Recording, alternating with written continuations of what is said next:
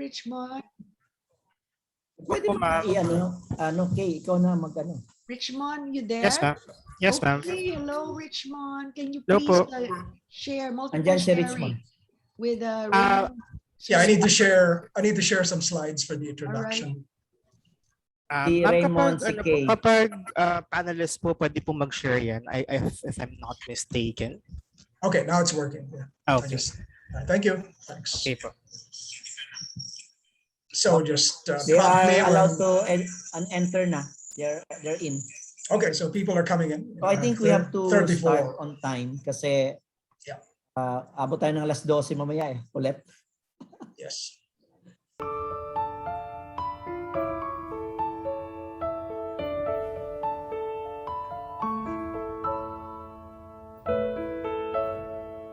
Bows and flows of angel hair and ice cream castles in the air and feather canyons everywhere. I've looked at clouds that way, but now they only block the sun. They rain and snow on everyone. so many things I would have done, but clouds got in my way. I've looked at clouds from both sides now, from up and down, and still somehow it's cloud illusions I recall. I really don't know clouds at all.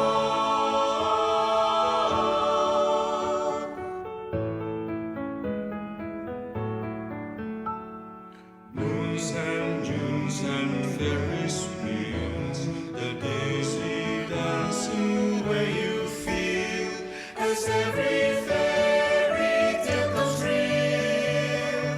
I look at love that way. But now it's just another show. You leave them laughing when you go, and if you care, don't let them know. Don't give yourself away. I've looked at love from both sides now, from give and take, and still somehow it's love's illusions I recall. I really don't know love at all.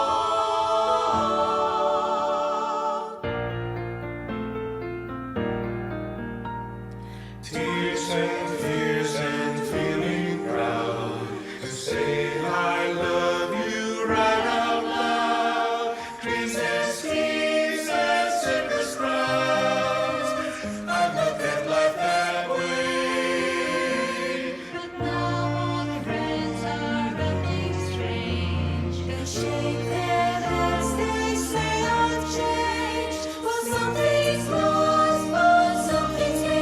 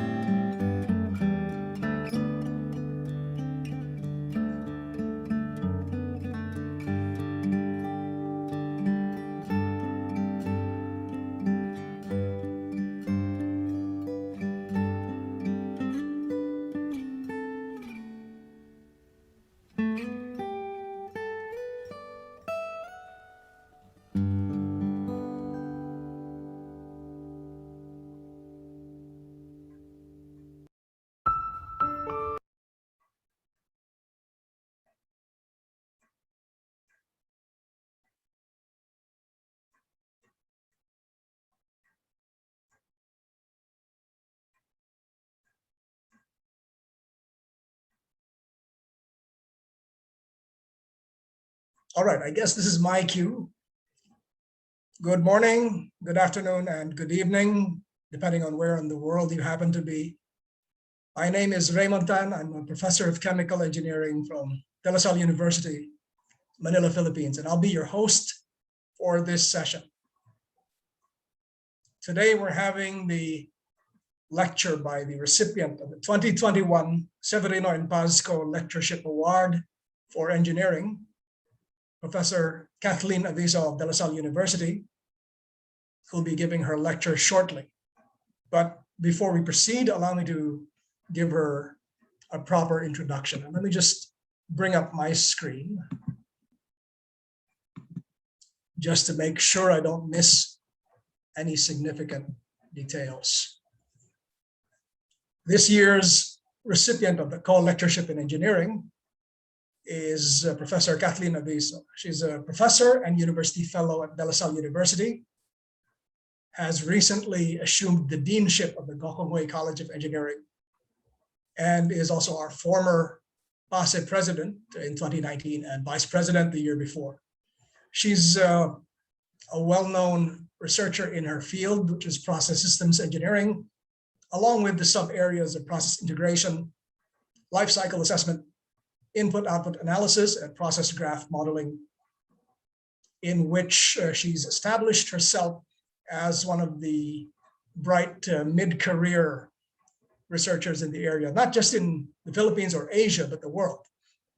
And she has an extensive body of work consisting of 180 publications, about 2,500 citations, an H index of 28, based on publications going back to about a little bit more than a decade and a half.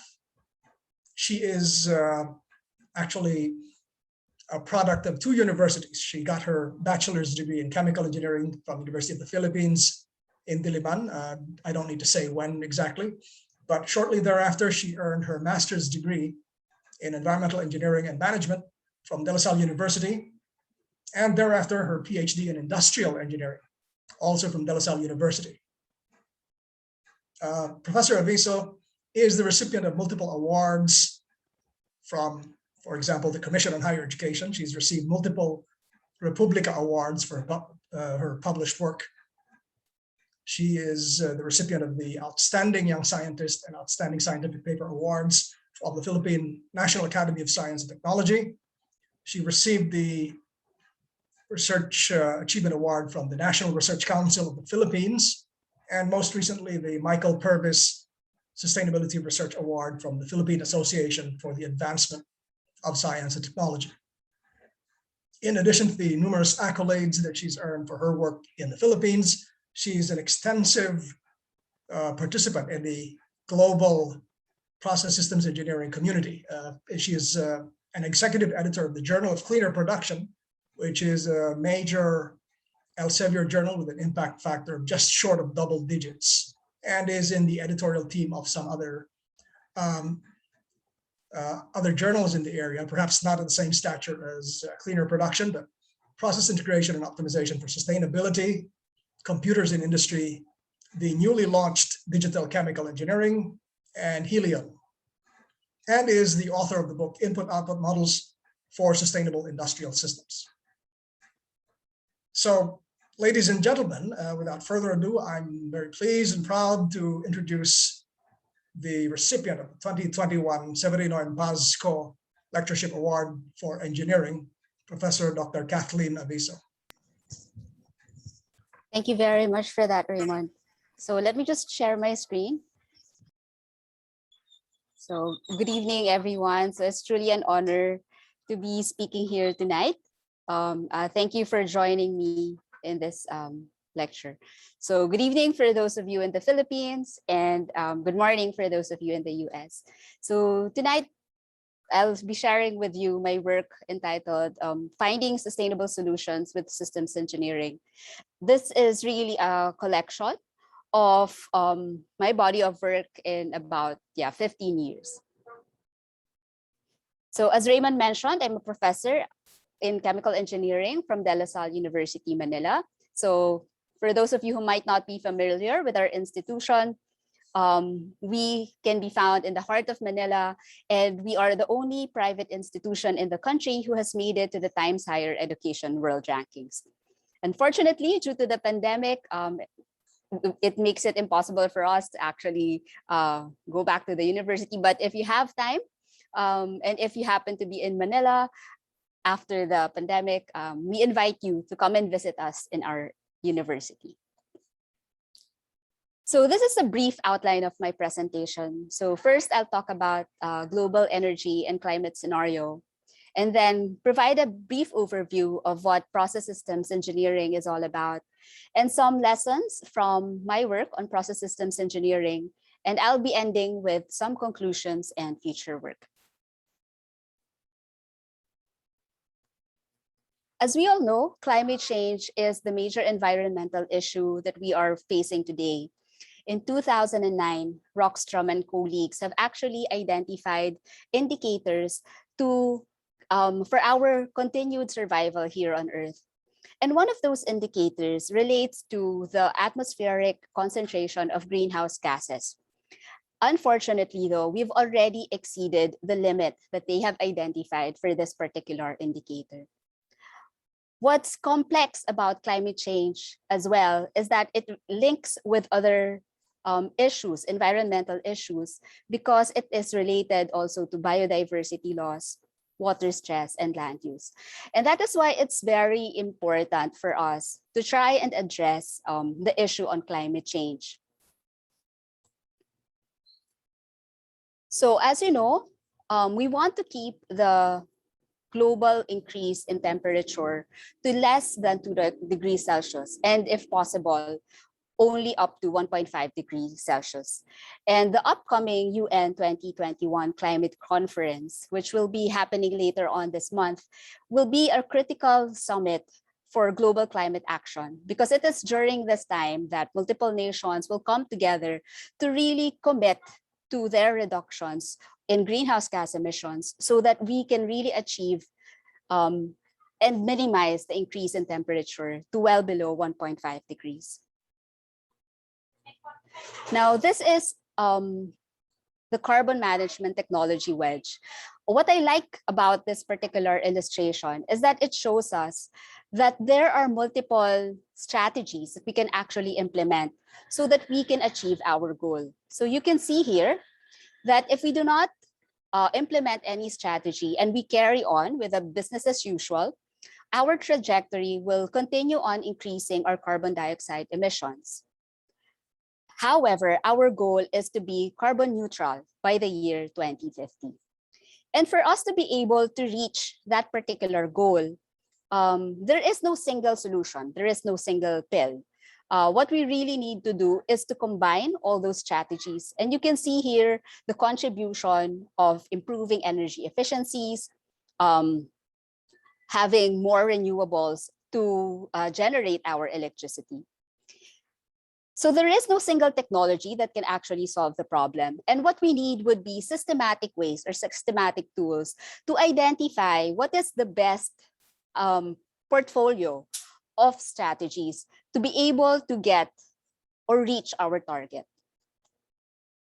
So we need a systems approach so that we can identify sustainable solutions.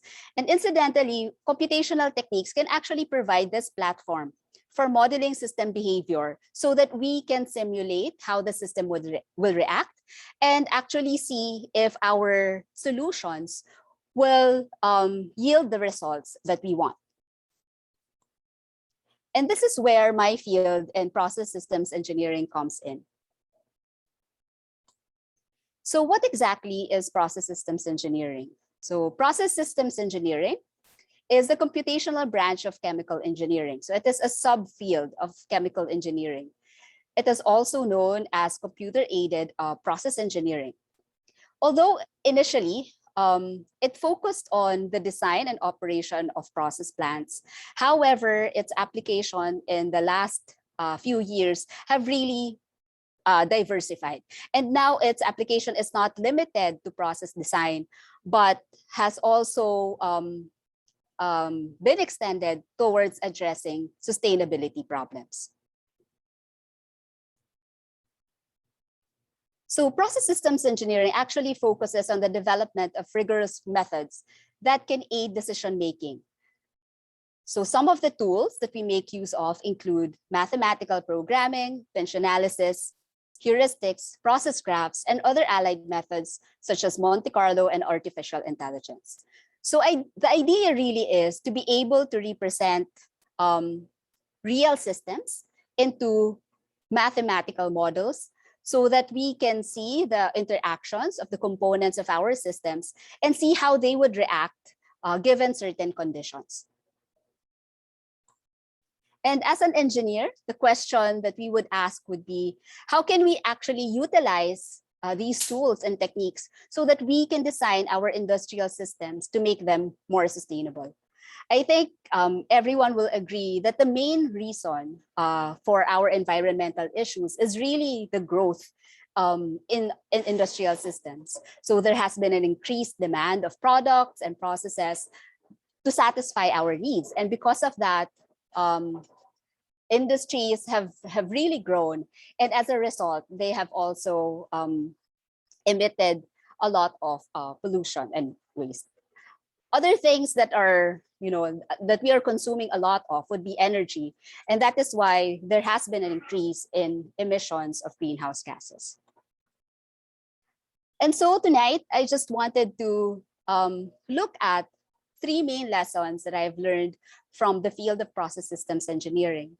So I'll be focusing on that components of industrial systems are interdependent in nature. And it's important to be able to model this so that we can really see the interactions between the components. Next is that there are multiple decision makers and stakeholders.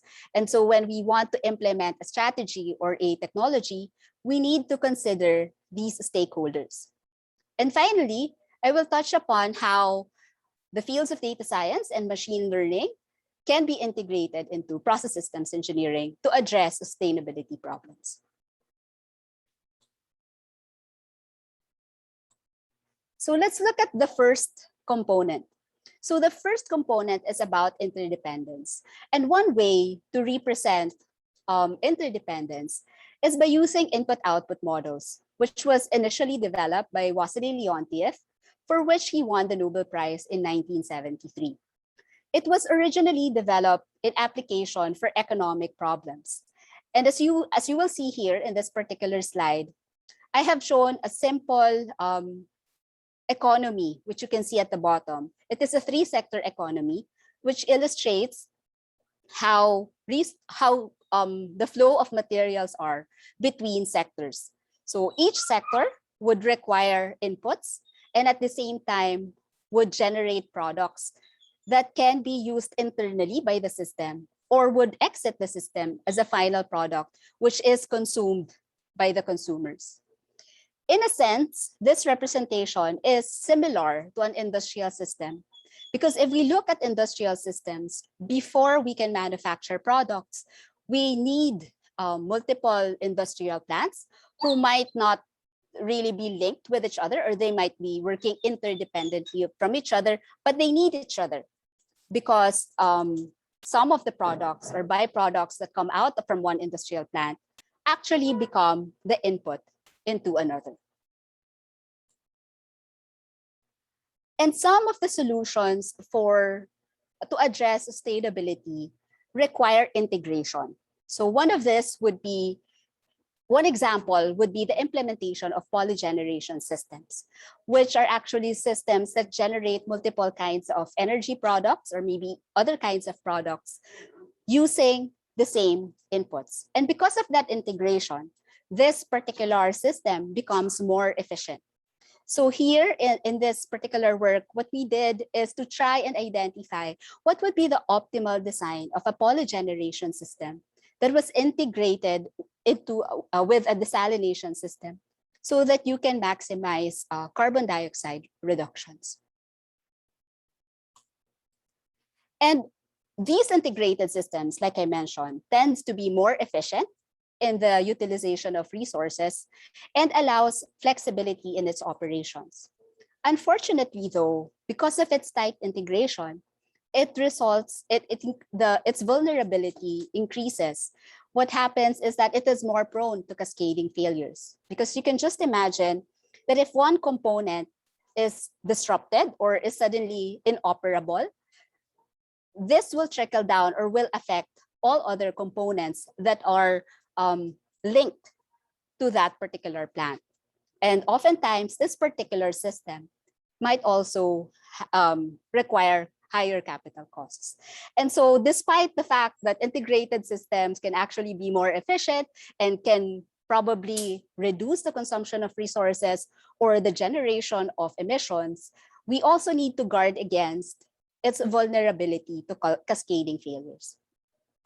And so some of our work has actually looked into that on how we can model this interdependence and plan for sustainability. How do we address the vulnerabilities of the system, or how can we identify the proper setting or condition of the components in our system so that we can achieve our environmental targets? And so for this section, I'll talk about two articles that we've published. So the first one is on the allocation of resources. So like I mentioned, industrial systems can be likened to economic systems in the same way that organizations can also be modeled as input-output models. So for organizations, each department can actually represent an economic sector, and we can see how workflows are based on the interaction of human resources in one department to another.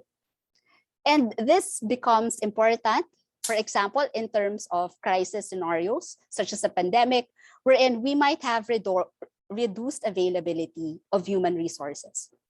In the same way, if we were looking at industrial systems, there is a possibility that some industrial plants would have reduced capability because of unavailability of resources. So for example, a company that would be highly dependent on water might be affected once there is water scarcity. And so we can use input-output models to find systematic ways of allocating scarce resources when we are in crisis conditions. So we can optimize the system that despite the disruptions, we can reduce the impact in that particular system. In this next work, this was actually done by my former MS student who was based in Vietnam, but now she's in Japan, if I'm not mistaken.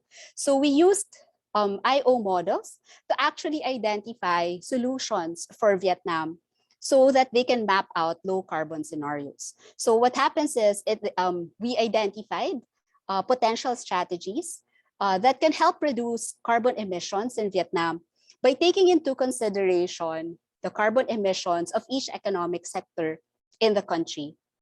And then by implementing different strategies such as having more renewables or implementing higher efficiencies, higher energy efficiencies and technologies, we saw, of course, that the best solution or the most reduction was achieved when multiple kinds of strategies were implemented all together. But the highest carbon reduction target for a single type of solution was actually done if there was a reduction in carbon intensity for the sectors of agriculture, waste, and transport. And just by looking at these examples, we see how important it is to model interdependence of systems. And we can see that IO models are very flexible in that you can use it at various levels of various levels of implementation. You can use it for organizations, you can use it to model interdependence between companies, and even at a macro scale when you look at economic sectors. The next lesson that I wanted to focus on would be on how to address or integrate multiple decision makers and stakeholders in modeling industrial systems. So let me just give an introduction of what I did when I was doing my PhD. So it was essentially on industrial ecology. Well, you can see here that on the left side, this is the traditional way of how industrial plants would conduct their processes. Each plant would independently get resources from the environment and would generate products, byproducts, and waste. And what industrial ecology wants to achieve is to have a more circular flow of materials and energy inside the system, which can be shown on the right-hand side. So the main characteristic of industrial ecology is really on having an analogy between the industrial system and natural ecosystems, which are found to be really efficient in terms of utilizing materials and resources. So this framework looks at the possibility of utilizing some byproducts or some waste streams as potential inputs of another system, thereby reducing the consumption of resources and reducing the generation of waste. But obviously, if we try to design the system from the linear flows towards more circular ones, we will see that there must be some form of cooperation that will exist between the participants. And so we need to encourage these participants to actually get involved into the integration. And this is where multiple stakeholders and addressing their interest comes into play. And so this work that I wanted to share is the use of Stackelberg leader-follower games for designing industrial systems. This work was actually done together with academician Joe Cruz, who is also a PAASE member. And this was during the time when I was still doing my PhD. So the Stackelberg leader-follower game essentially can be implemented in systems wherein one decision maker can actually influence the decision of another. And so it becomes useful for certain mechanisms that might include government and industry interaction, in a way that a government would probably have a different objective compared to an industry. And so in this work, we modeled the government or as EIP authority to be the leader, whose primary intention is to improve environmental performance of an eco-industrial park, while the followers would be the individual plants that will join into the network.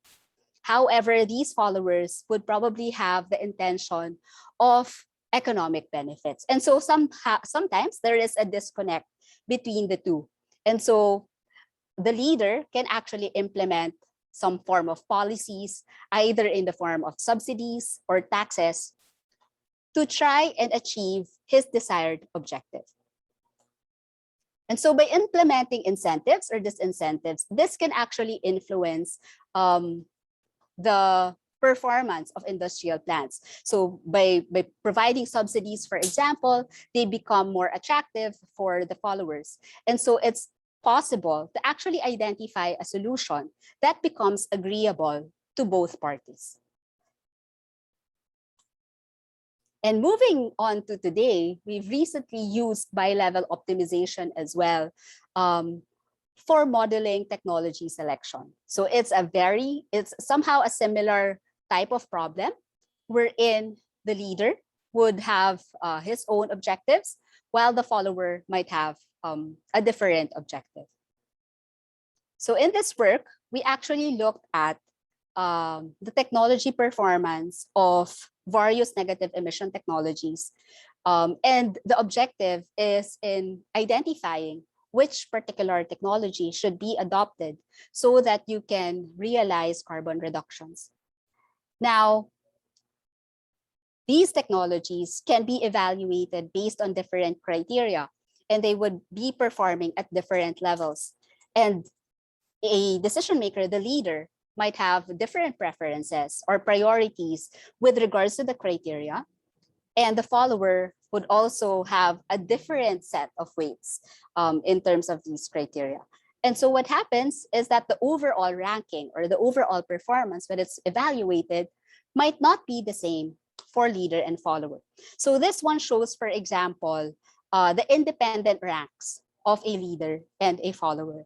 So we can see here that the leader would prefer afforestation and reforestation, while the follower will prefer enhanced weathering. And like in our previous And like in the previous example, what we implemented here is to identify how incentives or disincentives can be implemented to influence the result on of the follower. And if you will see in this particular slide, you can see here that part of the criteria would be specific cost. And if that's something that's of high priority for the follower, then it can be something that the leader can actually look into. And so by providing subsidies, for example, it is then possible to change the performance of the technologies in that particular criteria. And when we did that, so this became the result. And we can see here how the selection now becomes the same for both parties. And so I think that illustrates how implementation of sustainable solutions requires the knowledge of these multiple stakeholders, and that we should be able to capture their individual goals or their individual objectives so that the solutions that we come up with would be amenable to both parties. Because if there's no agreement, then we would have difficulty in actually implementing our solutions. And to do that, we can actually look into game theoretic principles to model such behavior. And finally, I will discuss on how emergent fields of data science and machine learning can be integrated for process systems engineering. So machine learning in application to sustainability problems is not new, but I think with the growth in our ability to collect data, to collect information, you know, the sudden growth of data science and a lot of machine learning techniques are slowly being developed, I think that this will play a very prominent role in the future. So here I'll be presenting some of the work that we've done where we use machine learning techniques to recognize patterns in data. So the clue here is really to look at information on data or some examples and try to identify patterns and decision rules which we can use for future decision making. So this would be the generic framework for implementing machine learning. So in any kind of machine learning technique, you would need data, which can be divided into training and validation data. Now, this training data should contain their condition attributes. It means the criteria that represents your example. And you should also have a decision attribute that can help categorize that particular example. And so by implementing machine learning, you can actually generate rules that can identify which particular patterns or which particular characteristics lead to successful examples. This would also need some input from expert knowledge. So this is supervised learning to ensure that the rules being generated are actually making sense. And then once these rules are identified, these can then be used for model validation by testing them against the validation data. And so you can see which particular rules perform best in terms of training as well as in terms of validation. And then these can be used for evaluating new data and coming up with future decisions. So we demonstrated this in through an example of identifying secure carbon dioxide reservoirs. So the technology of carbon dioxide removal from the air intends to capture carbon dioxide and eventually store it into CO2 reservoirs. And so one way to do this is actually look at characteristics of naturally occurring carbon dioxide reservoirs and see if there are certain characteristics that are indicators that make these reservoirs be secure or not secure. And so we implemented the Hyperbox model in this particular work. It was an extension from the original model by Xu and Papagiorgio. Essentially what it does is to identify the dimensions of a hyperbox that can contain as much positive samples as we would want. So you can see here the illustration of the box. So if the blue dots are the samples of interest, what you would want would be to create boxes that can capture as much as possible these blue dots. And these hyperboxes eventually can be translated into if-then rules, which can be used as rules for future decision making, like for evaluating future carbon dioxide reservoirs. So in this example, we use the following condition attributes. So these are characteristics of the reservoirs, and the final decision attribute is really just to identify whether that storage is secure or not secure. And so we implemented this using mixed integer linear programming and optimized it so that we can minimize total false positives. And so we were able to identify rules which correctly classified our training data. However, its performance for validation might not be as perfect as training data because it's encountering a different set of information. But this model can actually reduce the number of relevant attributes for decision making. So if initially we had 8 different attributes, the hyperbox model can actually identify which ones are most relevant and reduce this number of attributes and just focus on the most relevant ones. So in a way, it also helps decision makers so that they can just have this, these rules for evaluating future carbon dioxide reservoirs. And so for this hyperbox model, we identified carbon dioxide density and depth to be the most critical parameters. And like I mentioned, this resulted in simpler rules and of course, the final selection of the rule set. So you can perform this again and again and actually identify multiple types of rule sets. And you would select the one that would perform best in terms of validation performance and its it should be it should agree, of course, to expert knowledge. Okay. And more recently, so this is the work of our undergraduate students. So they'll be presenting this in a conference later on this month, wherein they used the hyperbox model as well for identifying potential hydrogen storage. So condition attributes included heat of formation, pressure and temperature, and their final decision attribute would be hydrogen weight percentage. And so they were able to extract rules that can help identify whether specific materials or metal hydrides would be good candidates for hydrogen storage. And by doing this, you get to reduce the total number of experiments that you would need to do, and instead focus more on materials that actually satisfy this particular conditions. And perhaps you can start doing experiments on those most promising candidates rather than spend a lot of time screening all other materials. And so machine learning techniques can actually be used for finding patterns in data so that it can elicit the decision rules from patterns and as well as the rules of experts. So these rules can then be utilized to guide future decision making. And so I'll move on to conclusions and future work. So as you've seen, process systems engineering tools can actually be used to design and model more sustainable industrial systems.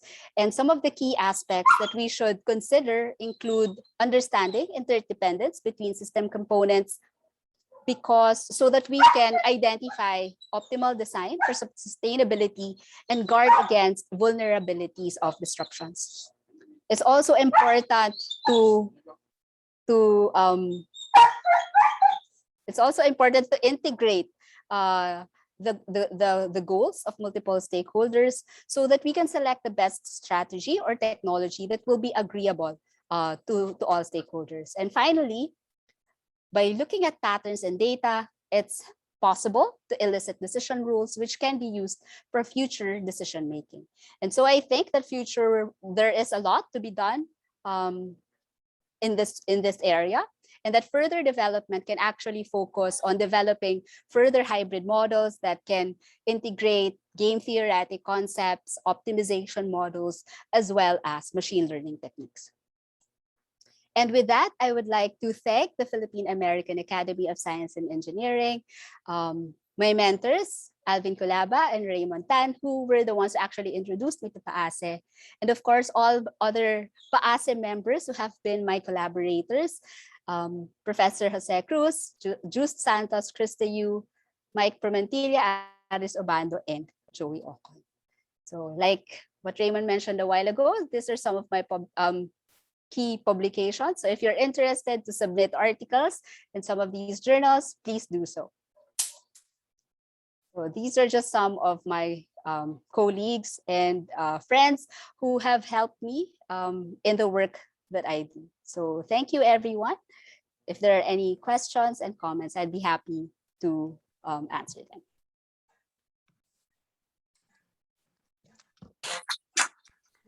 Thank you very much, Professor Aviso, for the comprehensive presentation on how models can be used as an enhancement to bridge the limits of human minds.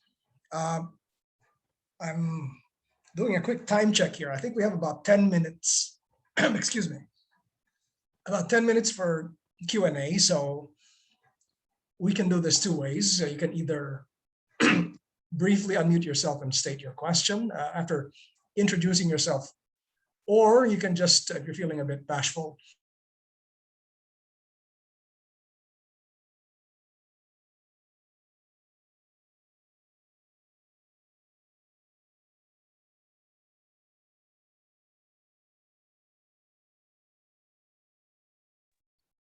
We lost you, Raymond. We can't hear you.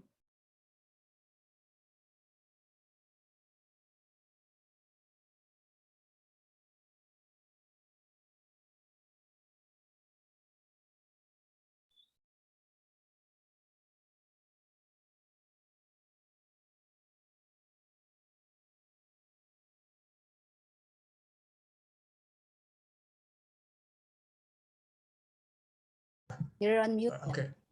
Yeah, I got disconnected for a second there, but so let's see. There's a question here from Dr. Arnel Salvador. How will economic constraints come into the model? Yeah, I think it's very thank you for that question. I think that's the logical question, when it comes to designing industrial systems. So it's possible to integrate economic cost, for example, in building a particular, sorry, my dogs are so noisy, in building a particular industrial system. And so what can come in would be things like if you have a budget for implementing certain types of technologies or certain types of strategies, and you wanted to find a portfolio of which particular strategies to select, then that can be included as a constraint. In the work that we did also, we looked at identifying levels for incentives or disincentives. So a while ago, I showed you an eco-industrial park which tried to identify the optimal network for integrating water use and consumption in the EIP. And so economic costs can come in terms of maybe the cost for water use or the cost for treating wastes. And that can be integrated into the the objectives of the participants in an eco-industrial park. And you can see how this can actually influence their behavior, because an increased cost, for example, in treating waste can actually affect the way they do their business. And so you can potentially encourage them to choose the more environmental pathway. So I hope I've answered that question.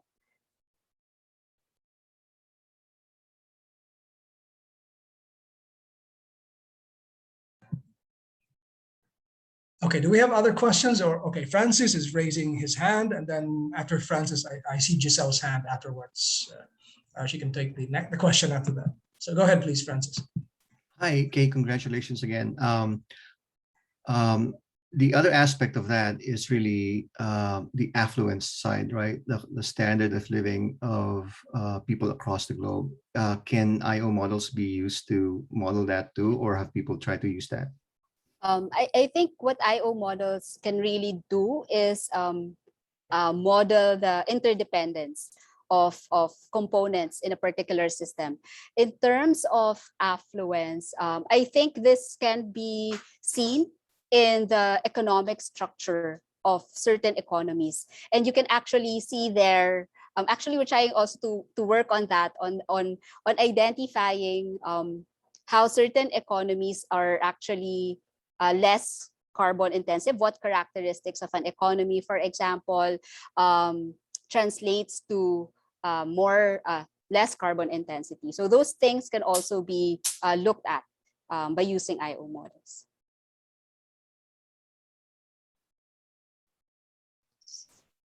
Okay. Yes. I'd like to ask whether your group would have any interest in coconut-based agro-industrial modeling. And many years back, there's already this idea that Bicol would be a good place to start, because you could actually link a geothermal energy available there with high value coconut product development, and at the same time find way to make use of every part of the coconut fruit. You know that we just had a fireside chat with the Coalition on Agricultural Modernization on the utilization of the coconut levy fund. Yeah, I right? think I think that would be possible. It would be good to get in touch with somebody to give us, a more expert's view of how it is, how the industry is going on. But we have done some work on coconut. However, it's on modeling the impact of the coco lysap. So that's what what we've done with coconut, and seeing how its impact has actually, affected other sectors of the economy. All right, so we shall continue to work on this, because one prospective site is also Leyte.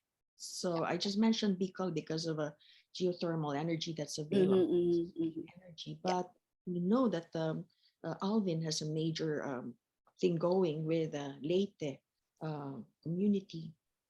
Okay. Yeah. With Yes. support from the governor. Thank you. Thank you. All right, a new question just came in from an anonymous attendee. Let me read the first one.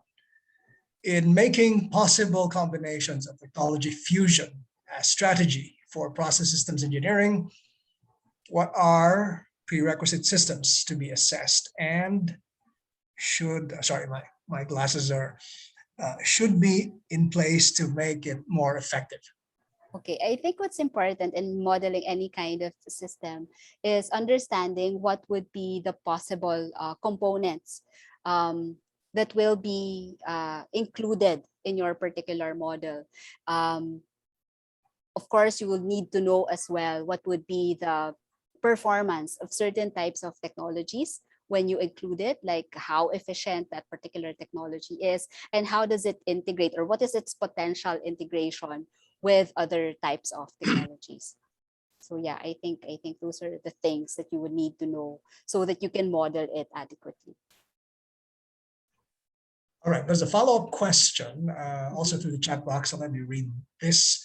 When we localize industrial ecosystems, both in scale and in geographical location, like in the case of textile manufacturing, can the cultural and social dimensions, even gender, be taken into consideration in the models? Okay, thank you very much for that question. That's a very good question. So at the moment, we haven't tried integrating cultural and social dimensions, but it is possible as long as we can identify indicators that can represent culture and social dimensions. So for example, what particular attributes increase social sustainability, for example, cultural considerations can be things like not being able to implement a particular technology because of cultural norms or something like that.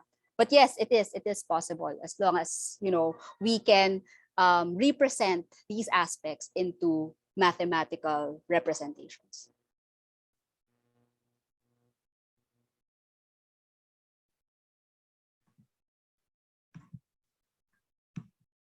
All right. Quick time check. I think we have time for just one more question.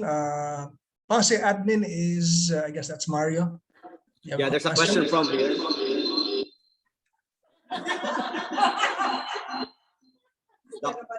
Dr. Comisa. Hi, can you hear me? Yes, Yes, there's we can. Multiple times. there's a bit of an echo.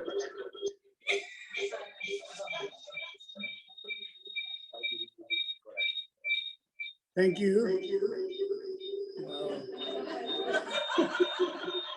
Give us a second. Okay po.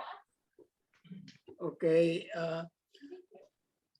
it's a very good concept, but I was thinking that some of the problems can be solved by educated common sense, and there's some sort of a boundary there.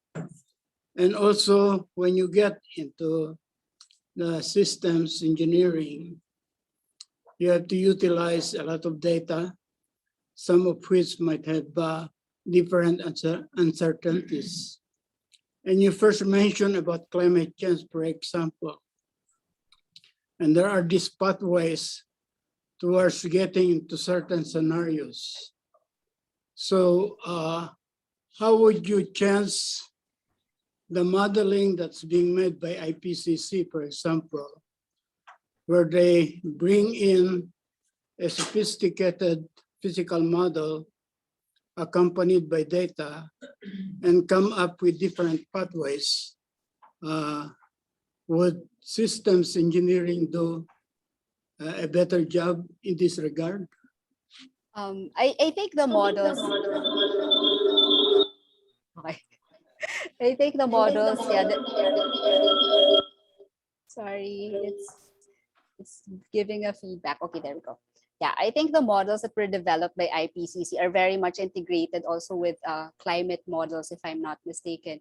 And that's how they identify certain pathways or solutions towards addressing climate change. I think there is, I believe that there is a way of integrating the information that is within those models and the tools of process systems engineering, because what process systems engineering does would be looking at the systems and the technologies as a whole.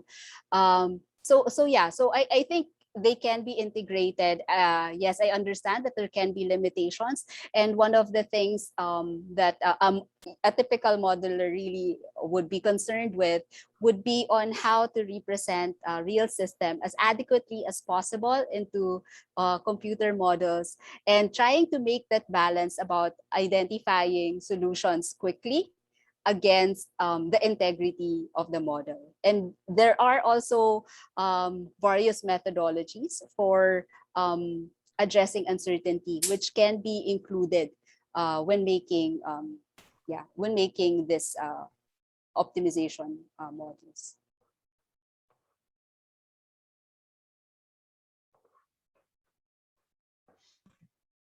Right. Okay. Thank you for that once again.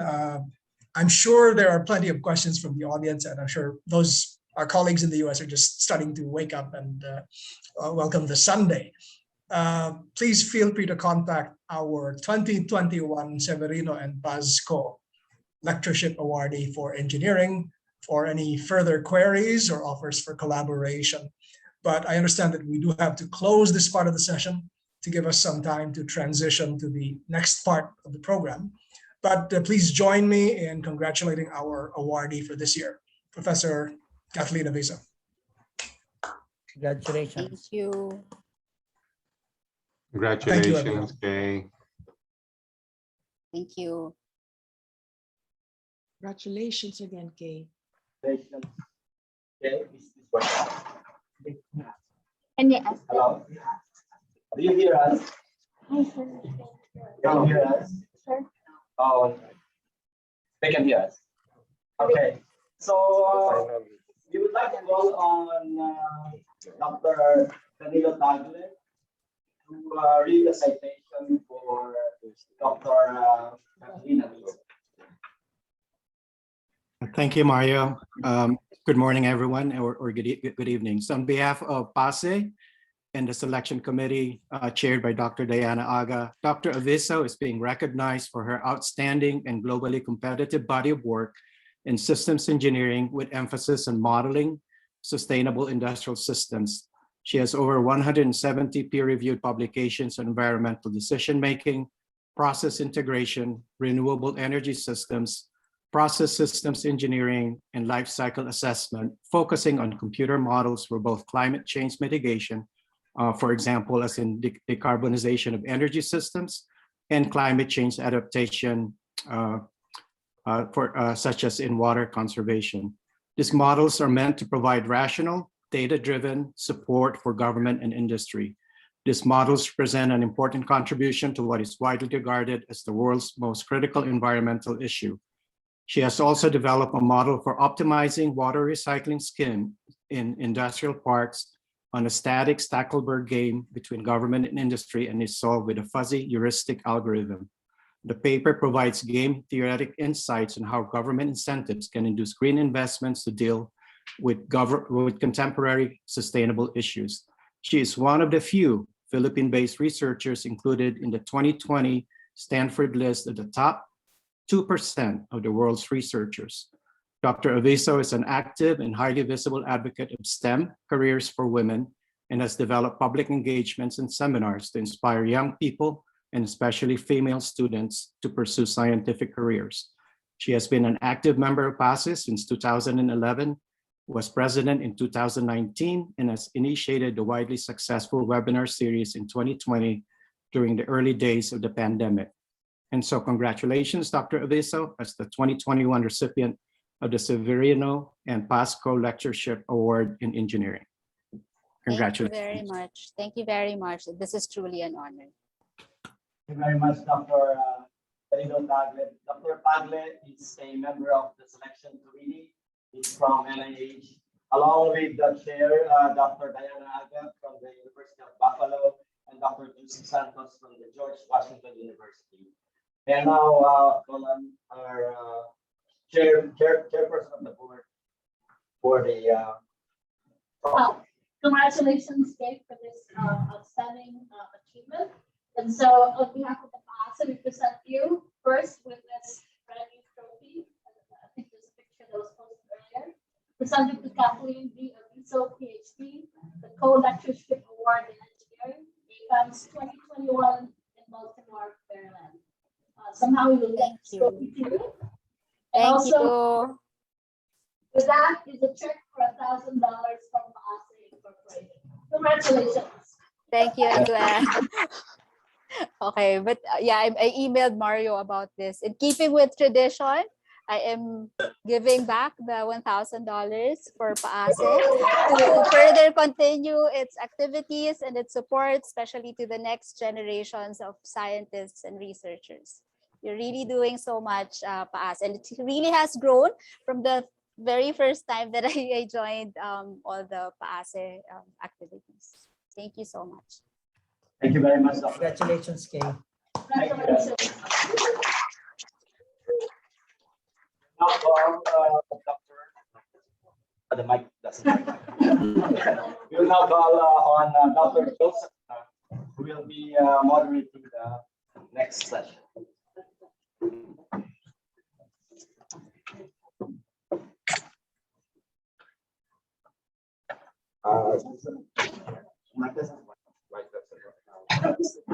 Should we call? They can hear you. So, welcome to panel discussion number 4. This is a continuation of the session began yesterday. It's a very special session where we bring back together some of the past co-lecture awardees. So I'm the moderator, Joseph Cat. I'm a physicist at the National Institute of Standards and Technology. We're a part of the U.S. Department of Commerce. This session has 5 speakers. The first is Joe Cuello, Speak louder. Di Roberto Aventura, Romel Gomez, Francisco de los Reyes, and Raymond Perez. So we will have all the speakers do their presentation first, and then we'll open the floor for questions. Let me begin with the first speaker. He is a globally recognized expert in the engineering of sustainable biological and agricultural systems. Awarded the 2016 Lectureship in Engineering. Dr. Cuellar is Professor of Agriculture and Biosystems Engineering at the University of Arizona. And he is the Director of the Global Initiative of Agriculture in Highlands. Let me give the floor to Dr. Cuellar.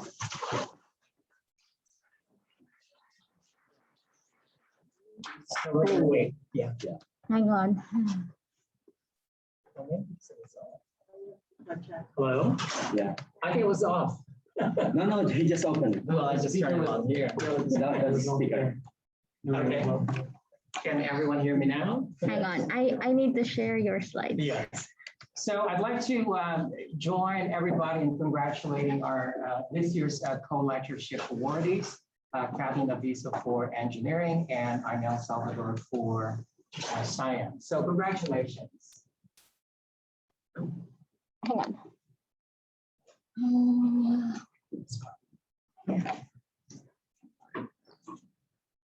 And I prefer to be on this side. Oh, no, video. I gotta be on this side.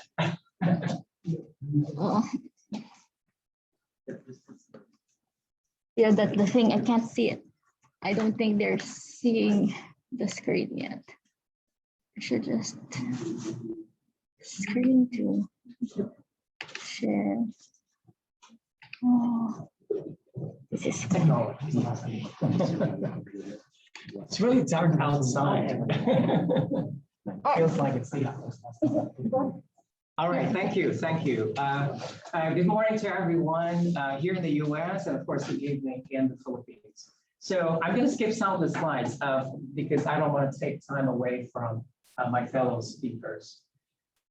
So today I'm going to talk about bioengineered bioproduction, which is the focus of my research at the University of Arizona. And it basically is within this context of sustainability and resilience, the circular economy scheme, and terrestrial and extraterrestrial conditions. So I'm focused on food, and I think you already know that we have to increase our food production by the middle of the century by 70%, and we have to double our crop production. But already crop production or agriculture is already responsible for 70% of all freshwater withdrawals, half of the habitable land on the earth, and 30% of all energy expenditures. So if the FAO is saying we have to increase our food production by 70% or double crop production in the next 30 years, where on earth are we going to get all of these input resources?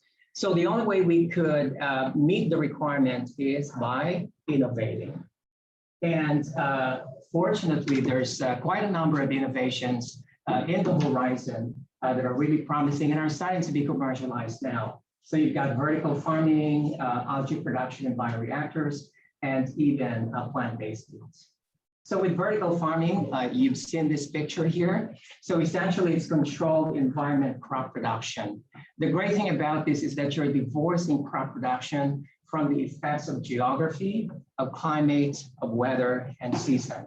So you can do your crop production 24/7, 365 days a year, and you have a maximum growth yield, as well as quality and morphology. So this was actually an offshoot of the space program. And I mentioned earlier already that I did my postdoctoral fellowship at Kennedy Space Center in 1994, and that was the beginning of my journey into vertical farming. So this was a picture taken around 1994. We were not even using light emitting diodes at that time at Kennedy Space Center. We were using high pressure sodium lamps. But this is a chamber that's completely sealed, and everything inside in terms of environmental factors are tightly controlled. So NASA has shown that you can grow pretty much everything in this type of environment. And again, the purpose of this is for space applications, but on Earth, you can do the same thing. And that's precisely what I think you're pressing the. and that is precisely what Japan did. Japan is the very first country to commercialize the concept of vertical farming for Earth applications. And then again, fast forward 26 years today, vertical farming is now a reality worldwide. So that's in Japan. So this is a commercial vertical farm in Japan. It's producing about 30,000 heads of lettuce per day. And that's what it looks inside. Everything is controlled, including the light. There's no sunlight. They're using light emitting diodes. And again, thanks to Shuji Nakamura. This is Aero Farms right here in the United States, in New Jersey. And that's what it looks like. So this is the warehouse type of vertical farm. So these are the advantages. It saves tremendous amounts of water compared with open field cultivation, 80 to 90%. You don't need arable land. Requires significantly less land area, less fertilizer because you keep recirculating your liquid nutrient solution, no pesticides because it's a clean environment. And again, I've mentioned consistently optimal productivity. Right. So I think you're mispressing. Yes, correct. That's right. Is he pressing the wrong thing? Or yeah, I think so. Oh, I'm pressing the wrong thing. Yeah. Sorry about that.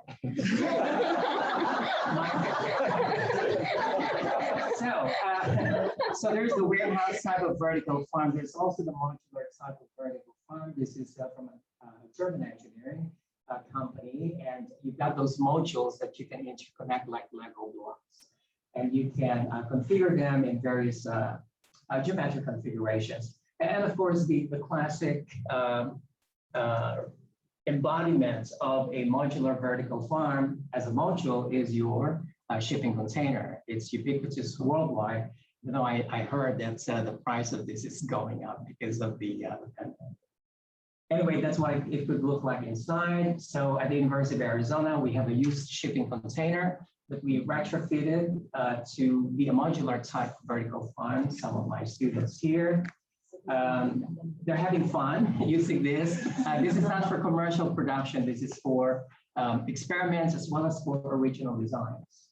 And so I want to get into some of the original patented inventions that we came up with using this shipping container. The first one is the beehive green box.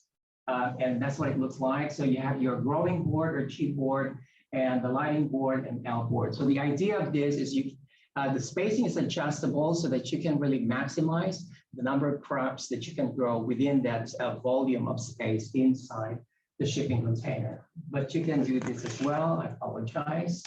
You can do this as well in a warehouse type of vertical farm. My students have done some prototypes, and I had a senior capstone engineering team of students that worked on this last spring. And they automated it, and they used light emitting diodes. So it worked really well. So the other type of vertical farm that we're working on is the robotic type or the mobile form of vertical farm. So this just came out here. This company here called Iron Ox, they raised $53 million to develop their mobile vertical farm. And Bill Gates was actually the major investor out of the $53 million. But we have a better system than this. So we call it the Go Vertical Farm, and that's what it looks like. So you've got your mover robot, and on top of that, you've got your hydroponically grown crops with LEDs and everything. So I'm not gonna get into this because of time, but this is the automated circular operational protocol that we have for this. I'm just gonna skip that. All right, then the third one is the Intelligent Aeroponic Microgravity and Earth Nutrient Delivery System. This is mainly for space applications because in the International Space Station, you have zero gravity. On the surface of the moon, you've got microgravity, the same thing on Mars. And fluids behave very differently. Fluid mechanics on Earth does not apply to fluid mechanics at the International Space Station and on Mars and on the moon. So that's how water behaves at the International Space Station. Because of surface tension, they form these spheres, and of course they float. So we need to have a different type of nutrient delivery system for growing crops, for extraterrestrial applications. And this is the invention that my team and I came up with. We refer to as the IMN. So we're using liquid nutrient emitters. Sorry. We're using liquid nutrient emitters and air emitters in combination to be able to move those fluid elements through the root mass of the aeroponically grown crops. So we have, let's see. So we've got the rotational air emitters. We have the composite liquid and air emitters as well. All right. So anyway, that's being patented. The aim of this is to have the sustainability powered exponentiality of vertical farms because this is a high technology input industry. The aspiration and the expectation is that we're going to be able to increase our productivity per unit resource use exponentially over time. And I volunteered this as well as loss and aspiration for the vertical farming industry. So the crop productivity per unit resource use in a Texas vertical farm must level every 4 to 5 years per liter of water, kilowatt hour of energy, and so on and so forth. Okay, now we go to the algae bioreactors. Why algae? Well, because of all of this important bioproducts that are being produced in algae. And so there is a need to be able to scale up the production of algae. And the best way to do that is using bioreactors, because bioreactors are controlled environment vessels, and they are perfectly scalable. So we have this patented air-accordant photobioreactor that we developed. It's a pneumatic type of bioreactor. It's got a zigzag configuration from the side view, and that really enhances significantly the residence time, vessel dispersion number, all of these parameters or variables for hydrodynamic mixing, which directly translates into optimized cell growth or productivity of the crops. So all of these bioreactors, we have about 6 now, original ones. 3 have been patented, 3 are pending, and they all have been licensed now by the University of Arizona to the startup company AlgaeCell. And so they're going to commercialize this to produce algae. Anyhow, I'd like to focus on number 3, plant-based meat. And this is also because I'd like to recommend this formally to the Philippine government as an emphasis for industry development. I'm sure you've heard of cultivated meats.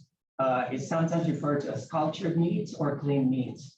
That was pioneered by this professor here, Mark Koos at Maastricht University in the Netherlands. And now he established his own company as well called Molson Meat.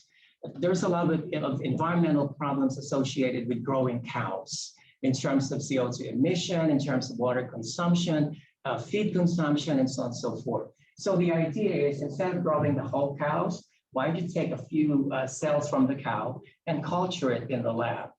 And you can scale up this operation in bioreactors. So that's precisely what he was doing. And you save a lot of, 95% less greenhouse gas emissions, less land, less energy input, less water.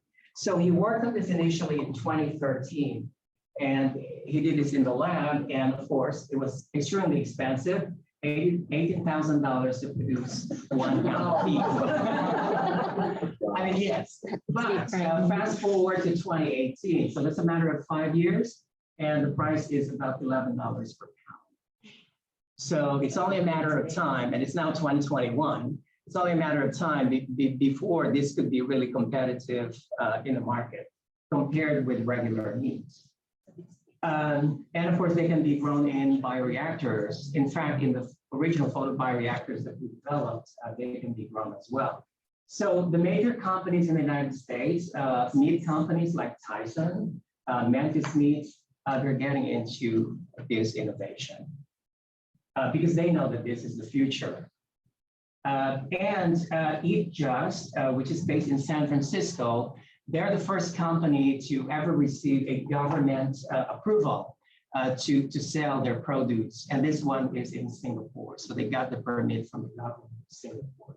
And Singapore, by the way, is a country that's very much promoting the development of this new food system, including cell-based meats. Anyway, this is back to the Maastricht professor. We met actually in Munich, Germany last month because we were both speakers. So that was interesting. And then just 2 weeks later, there was this announcement that the actor Leonardo DiCaprio invested into his company. And he's now sitting on his board. So he must have contributed millions of dollars to do that. So seriously. Almost there. Okay, then fungal-based meat. So, you know, some people, they don't want to eat meat. They want to be vegetarian. Well, this is not a vegetable, it's a fungus. It's mushroom. So he's using mushroom then to produce meat. Well, not real meat, but it's a replica of meat and it tastes like meat. And it makes sense because mushroom really has a lot of flavor depending on the species. So you can combine various tissues and cells to essentially mimic the taste and the texture of meat. So again, it's the same process. He takes cells from the mushroom and he grows them in bioreactors and he recombines them to produce meat products. And of course, he raised at least $10 million for this. It's based in Europe. And I met him in Hamburg last month. And because I'm growing algae in bioreactors, he recommended me to a contact of his who just has a startup company on algae production. So hopefully that would lead to some investments as well. Anyway, even this guy here in Hong Kong, he is starting his startup on microalgae production as an ingredient for plant-based meat. So this is something I really would like to recommend to the Philippine government because it's something that can be done easily in the Philippines.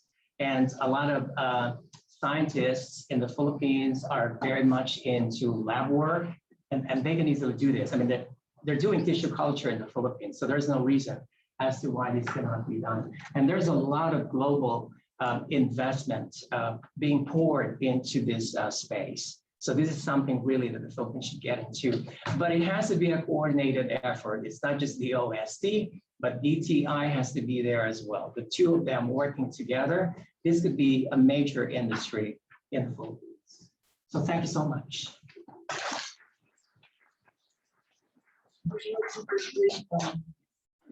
You know, the outside foods, which is more of the culture beef groups. Yes. Their head of research is Filipino. I'm sorry, let's keep our comments. Talks are all given. Thank you very much. So our next speaker is an expert in the field of advanced materials, polymers, and nanomaterials. Awarded the 2010 co-lectureship in science, Dr. Abencula is professor of chemistry at the University of Tennessee with a dual appointment at the Oak Ridge National Laboratory. He's serving as the current governor's chair with a leading role in the Center for Nanophase Material Science. Let's welcome the speaker. You may take the phone.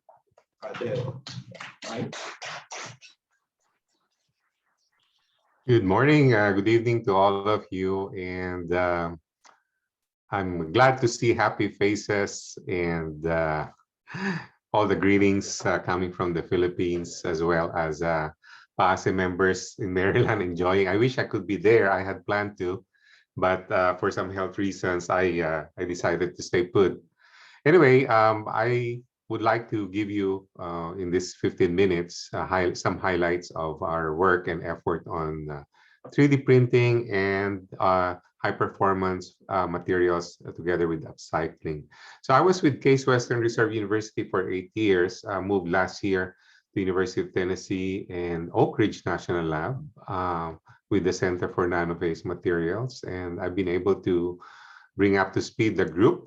Here's a picture last summer of my research group at UTK. I still have 4 PhD students finishing up at Case Western. Although I work primarily in polymer materials, we do look at translational research.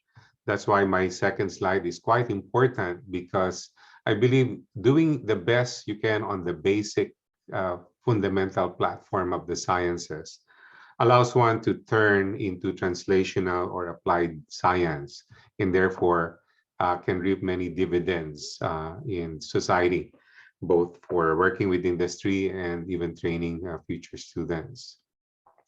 So plastics, okay? It's a good term or a bad term, depending on which side you're coming from. But suffice it to say, you cannot live in our modern society without encountering plastics, or a broader term called polymers. In fact, industry means that you are able to manufacture, upscale these packaging materials, rubber materials, thermoset, thermoplastic that are used in the automotive industry, aerospace. When you go to the supermarket, you have to carry bags or package things in plastics because there's no other way these days. And they are manufactured actually all over the world. And the Philippines has a plastics industry. So when we talk about polymers, we're talking about large molecules that are linear, hyperbranch, cross-link. We have different terms for this. We call them thermoplastics, thermosets, elastomers, or we know them as rubber, epoxy, paint, sealants, plastic packaging, etc. Actually, in nanomaterials, we can control the properties of these large molecules in terms of their aspect ratio, ordering at interfaces in colloidal particles. And we can even think about uses of polymers in drugs or medicines or different types of sensors. And that's why harnessing this property as nanomaterial actually has been part of my career for the last 20 years. Now, where do we get plastics? Well, there's a lot of natural sources. In fact, the most abundant polymer is called cellulose or biomass, part of the biomass, lignocellulosic biomass. But what we call synthetic polymers are derived from oil and gas. When we talk about oil and gas, we usually do not talk about plastics, but they are very much tied together, from the synthesis of monomers to different types of reactive ingredients in asphalt, bitumen, and of course, natural gas is a source of ethylene, propylene, to which we get polyethylene, polypropylene, the most abundant synthetic polymers out there. Philippines should have had this industry in the 60s. We have refining companies that can produce oil. They can be cracked. But eventually, we did catch up, although still not enough. We have our own olefin production site in Batangas, owned by JG Summit, and they do produce polyolefins, polyethylene, polypropylene. But by and large, we import most of our plastic. The problem is you always encounter plastic in a bad light because of pollution, and indeed, it is a bad case because most of the plastic that was ever made, probably will ever be made unless we solve this crisis, is part of what we call the linear economy. So about 10%, 10 to 15% of plastic is recycled. The rest goes to landfill, and as you saw in the previous image, to the ocean. And a lot goes through Pasig River, unfortunately. Now, what we would like to see ideally is a circular economy, where plastics are used, reused, recycled, repurposed, perhaps part of the additive manufacturing landscape. So we hear about life cycle analysis. The bottom line is you want to reduce the energy and the waste of materials when from cradle to grave. So enter 3D printing, and I'll explain to you why this is such an interesting prospect. Back in 2018, 2016 rather, I was invited by the World Economic Forum. I'm part of the Advanced Materials Council of the World Economic Forum to give a view on the future of additive manufacturing, from inner space, outer space, to robotics, prosthesis devices, bio-inspired materials, tissue engineering. There's a lot of potential, and actually you can get into it simply by buying your first 3D printer. You can get one from Amazon or Lazada for about $200 or 10,000 pesos and start 3D printing.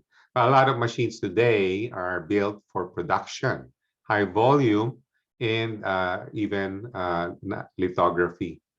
The nice thing about this is if you're an architect, an artist, or if you are a designer, there's a lot that you can do with new designs, bio-inspired design, and new materials, not just for prototyping, but for actual device and function.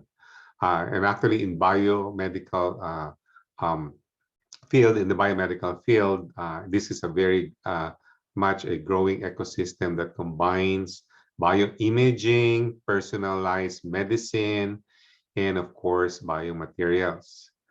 In the area of automotive aerospace manufacturing, again, not only for prototyping, but for production of actual pieces that goes into engine parts, automotive parts, and of course, the way to produce new types of e-vehicles, lightweighting or high performance lightweight ratio. And actually, this is a 3D printed Jeep, Willys Jeep. Now, what's interesting is that 3D printing allows one to revive or redesign old designs or new materials from old design. In fact, it is very important for remanufacturing. There's a national campus or security campus located at Kansas City. And what they do is they just maintain a lot of the nuclear and military arsenal of the United States. They've gone big time in additive manufacturing because things that were manufactured 20, 30 years ago cannot be manufactured anymore with traditional manufacturing techniques.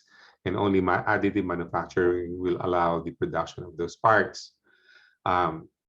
So in construction, it's going big time in terms of rapid deployment, use of new geomaterials, and perhaps 3D printing in space.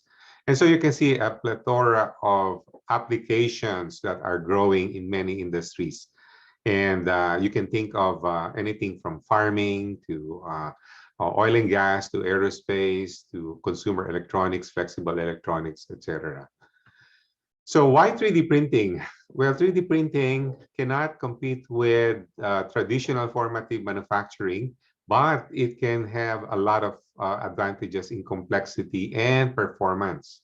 And there are many techniques out there, methods commercially available as well, FDM, SLA, SLS. I will not be able to demystify all these terms and methods, and there's about 10 more. Including 3D printing for ceramics, metals, and other hybrid materials.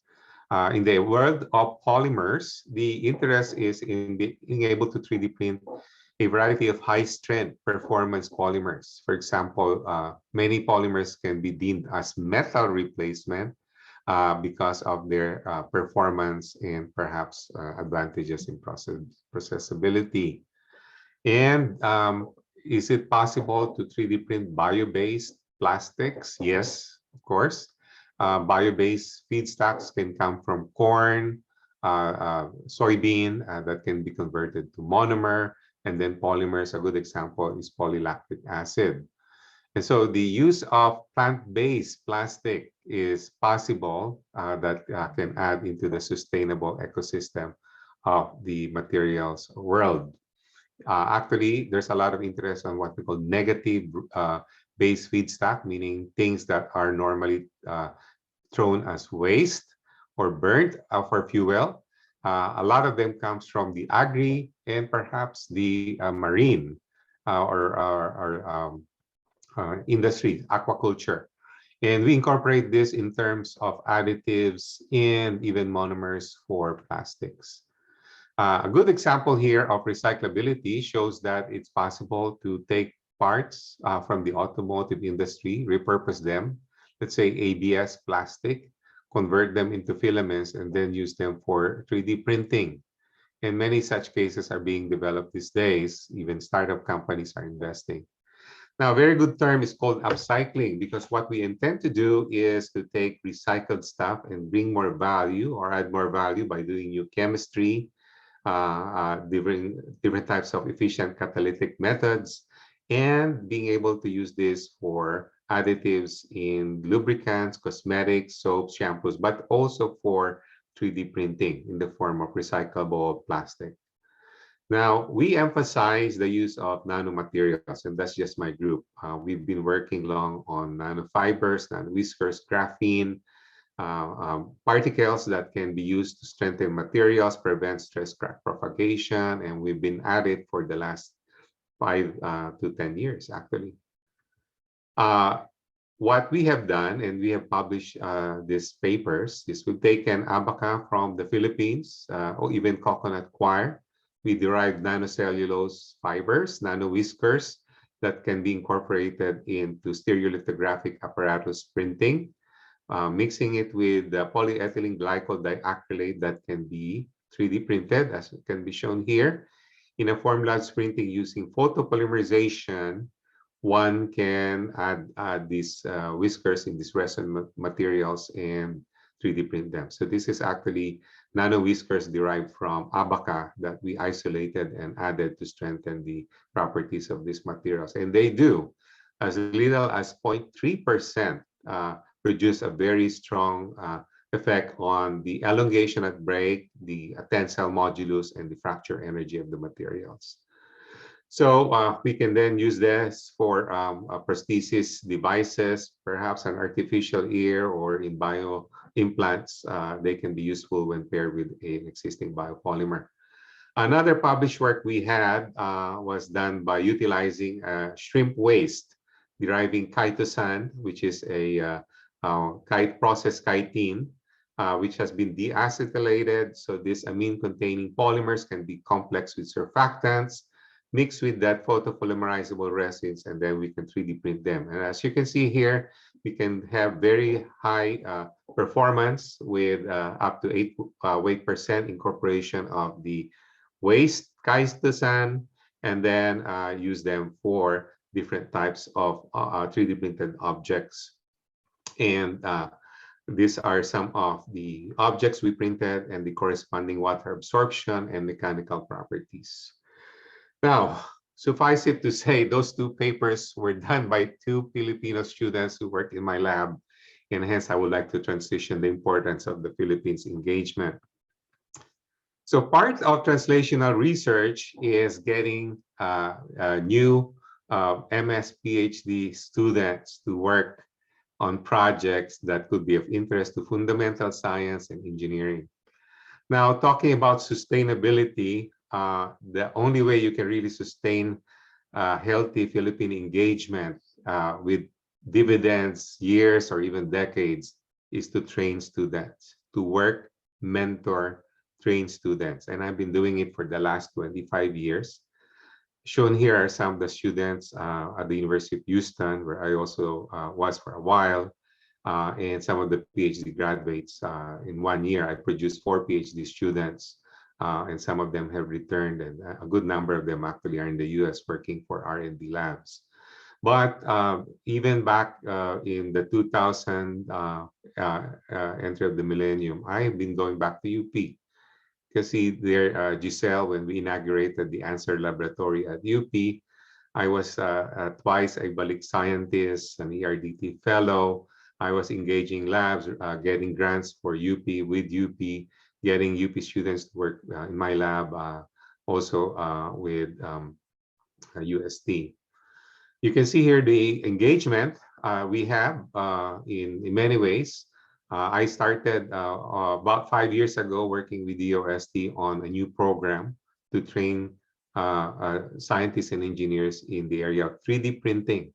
So actually, way back 5 years, I had the vision that this 3D printing ecosystem is coming and the Philippines have to be prepared for it. So I invited close to about 10 MS and PhD students who work in my lab to train on 3D printing. And I will even go to the Philippines and bring some of my students, even undergraduate students, to be engaged in the Engineers Without Borders, and even going to local high schools, telling them about 3D printing. Now, Kokoy, this one here is a professor at Bataan Peninsula State University, stayed with my lab for 6 months, went back to the Philippines, established his own 3D printing center, one of the first in the country, and was very successful in getting funding and being now a major player in the 3D printing ecosystem. And a big contribution I did was to actually help birth the 3D printing center in the Philippines, sponsored by DOST to the tune of $500 million funding from the Philippine government to establish AMSEN. And it's there. You can visit, you can be part of that, you can engage. It's led by two divisions, ITDI and MIRDC, which a number of them trained with me as well for 6 months to a year, and has gone back to start their own programs and projects within AMSEN. So I haven't seen this building myself because it was completed last year, and because of the pandemic, I haven't been able to go back, but I'm looking forward to seeing this new institute that was formed there. So let me conclude by saying that the Philippines has a lot of potential to gain and gain with 3D printing because of the impact it can have from low to high technology, SMIs and other industries, rapid prototyping. They say the saving is at least 20 to 70% in terms of manufacturing costs and time.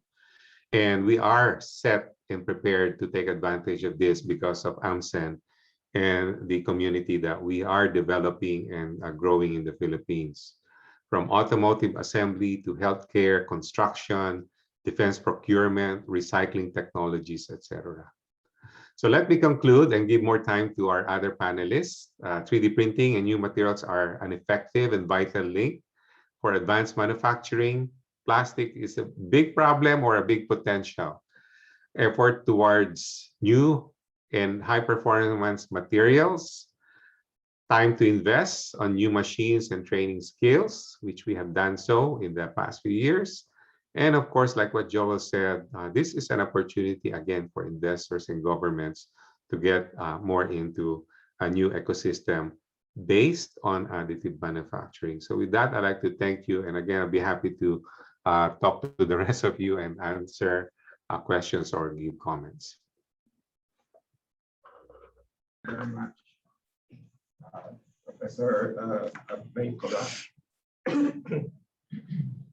The next speaker has been teaching and doing research on wastewater engineering for 25 years, awarded the 2013 co-lectureship in engineering. Dr. Francis de los Reyes is professor of civil, construction, and environmental engineering, associate faculty of microbiology at North Carolina State University. His research on global sanitation involves collaboration with more than 12 countries around the world. Let's welcome Professor de los Reyes. Thank you. Let me see if I can share my screen here.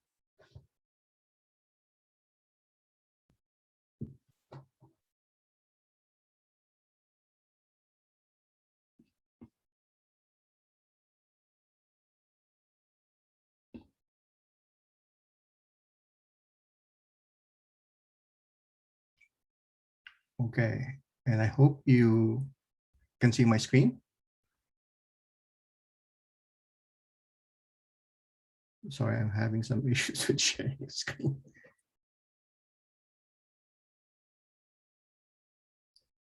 Here you go. Thank you, and good evening, good morning to everybody. My goal for today is actually to paint a picture of the leading edge, the cutting edge at the interface and the intersections of three different areas that I'm most passionate about. And environmental engineering, traditional environmental engineering is the first one. Microbial ecology is the second one. And then global sanitation is the third. And so what I'd like to do is focus on those intersections today and give you an update on what's been going on in my lab and in other work.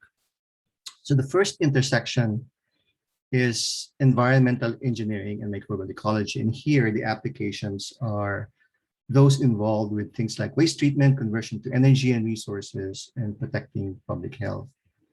And realizing that all of these bioprocesses rely on microorganisms. And so we have to look at microbial ecology, how the microbial communities interact with each other, what we can do to understand them, and then at the very end, try to influence them or try to operate our bioreactors as systems so that we optimize what it is that we're doing.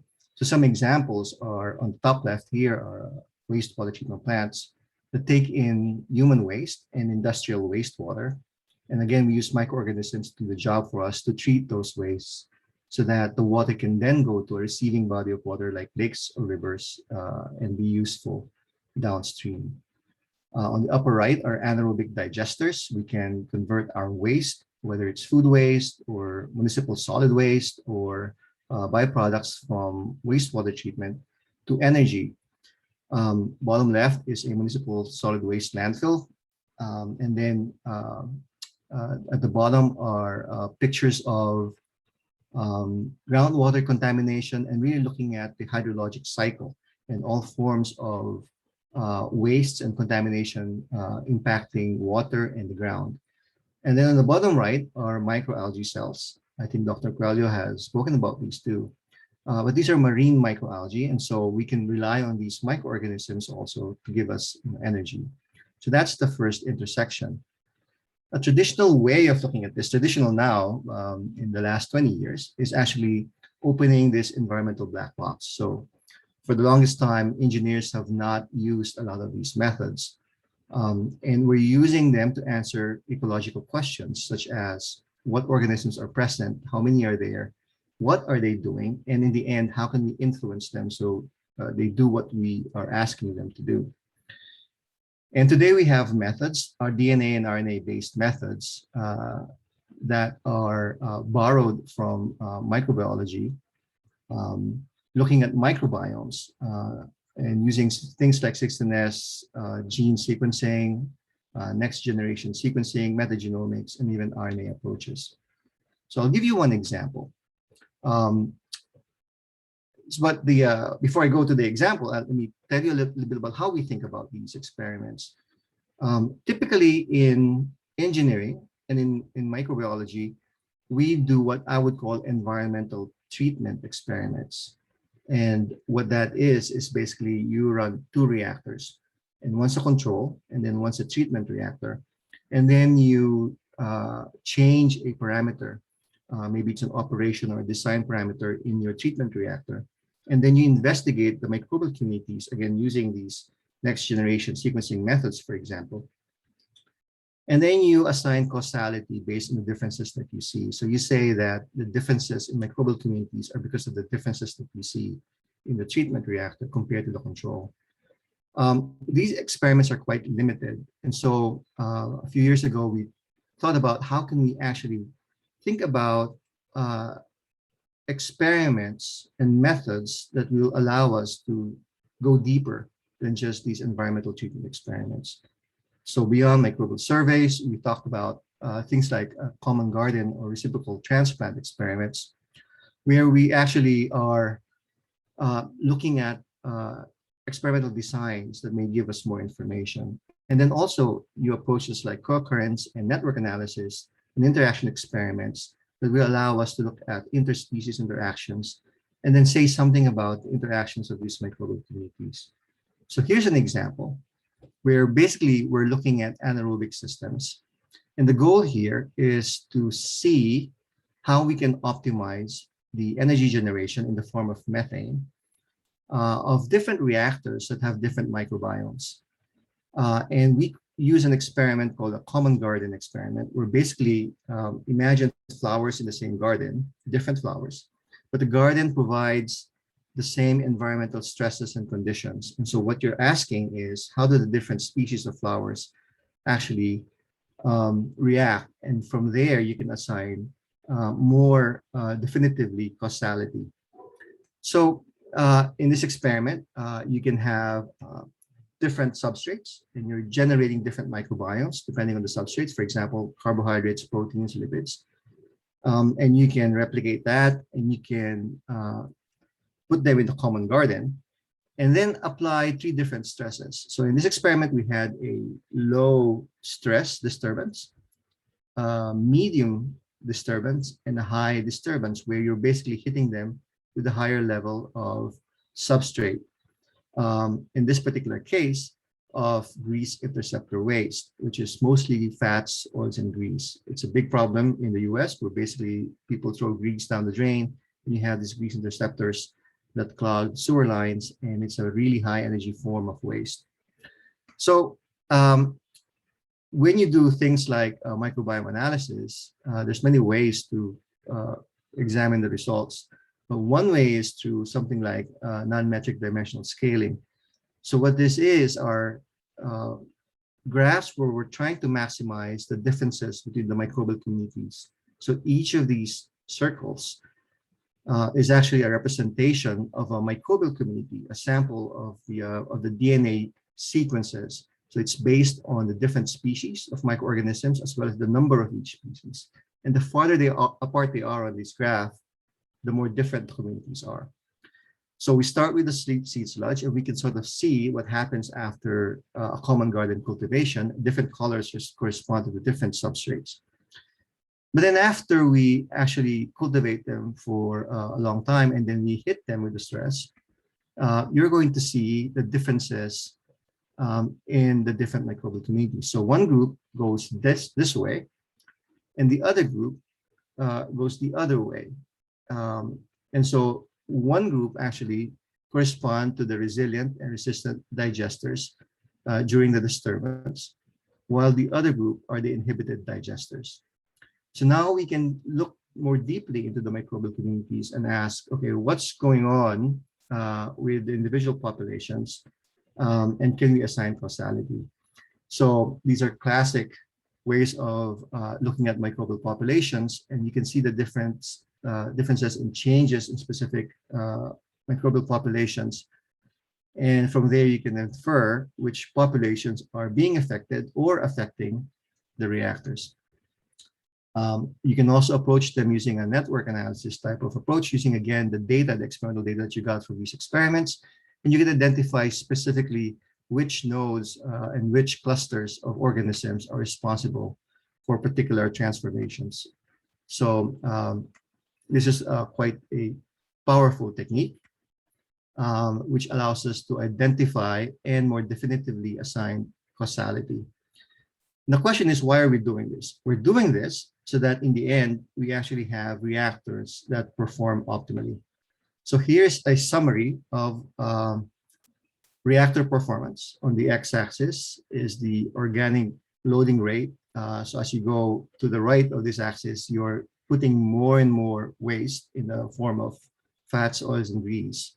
And on the y-axis is the methane yield, where basically the higher the better. You're getting more and more methane for the amount of food waste that you're adding.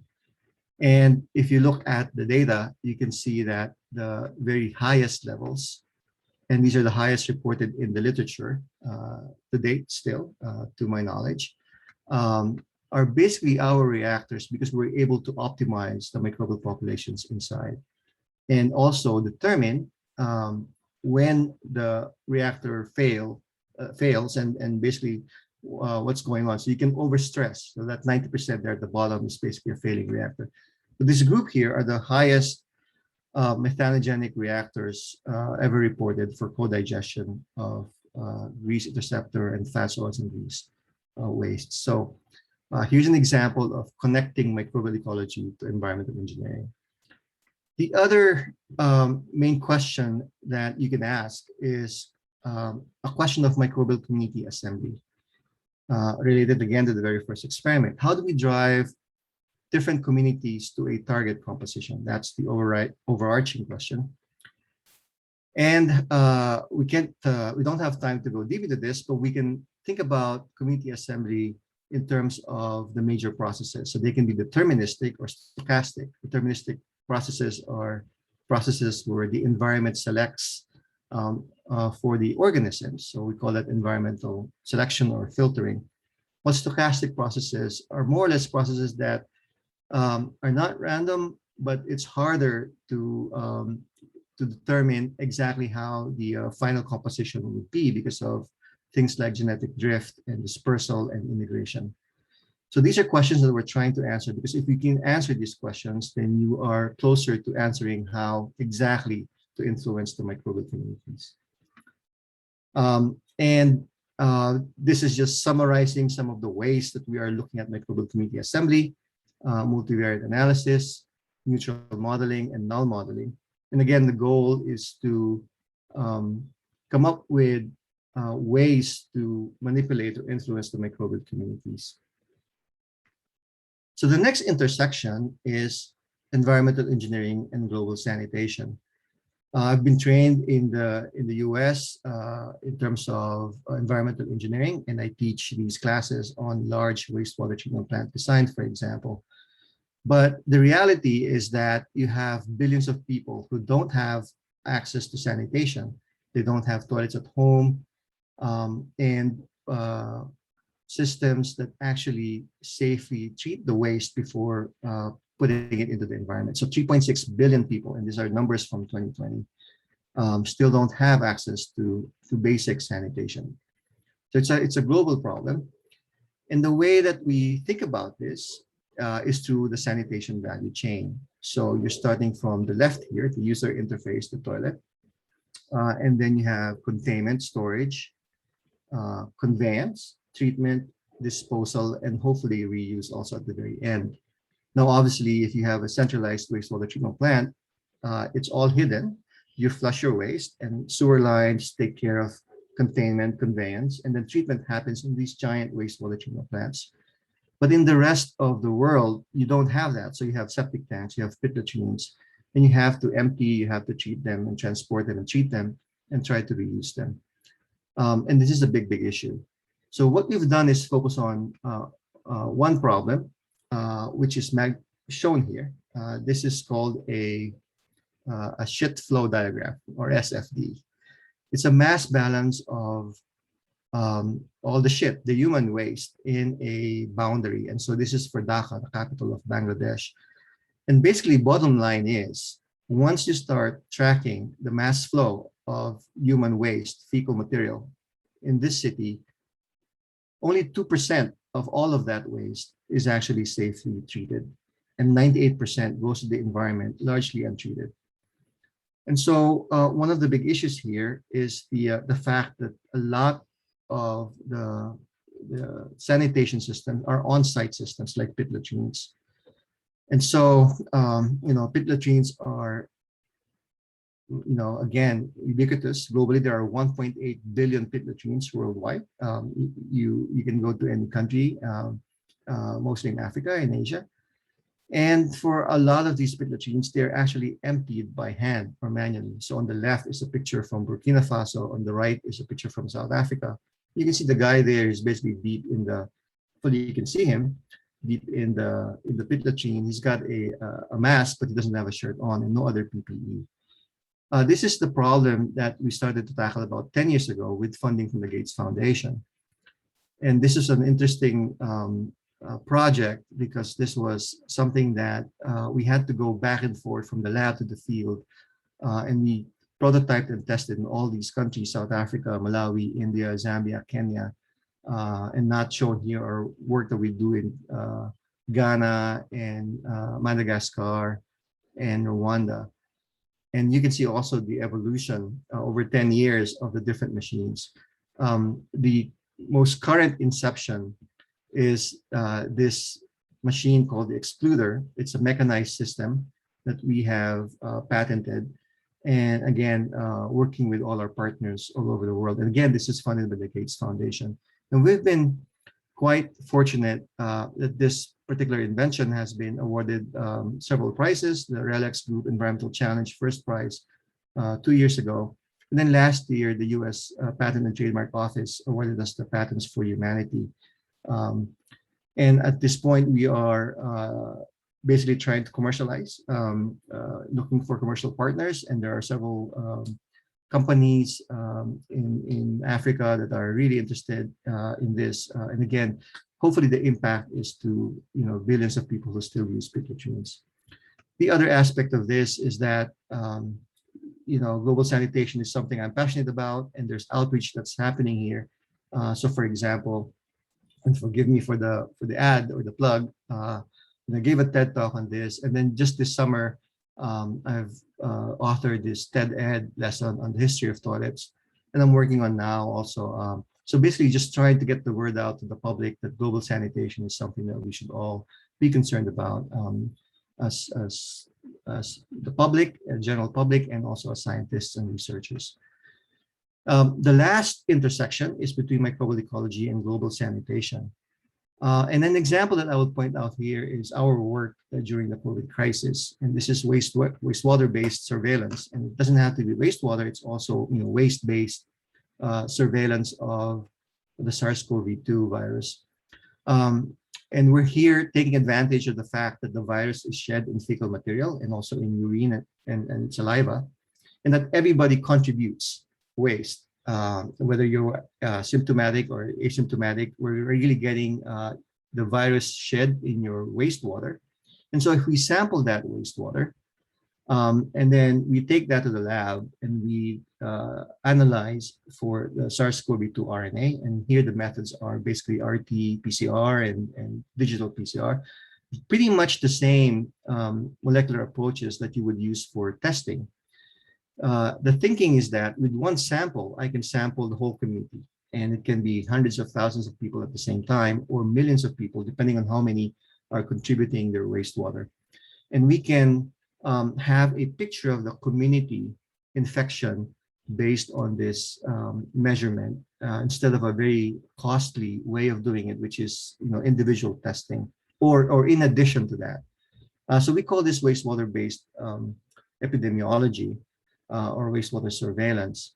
And here's an example of the major thing that we're quite proud of. We basically helped establish the NC, the Wastewater Monitoring Network in North Carolina, which is now actually funded by CDC and hosted by the North Carolina Department of Health and Human Services. So there's actually a website, a dashboard, where you can look at all the different plants that we have been sampling, and in real time see the wastewater signals. And so on the left here, you can see the upper graph is the virus in wastewater samples in Raleigh.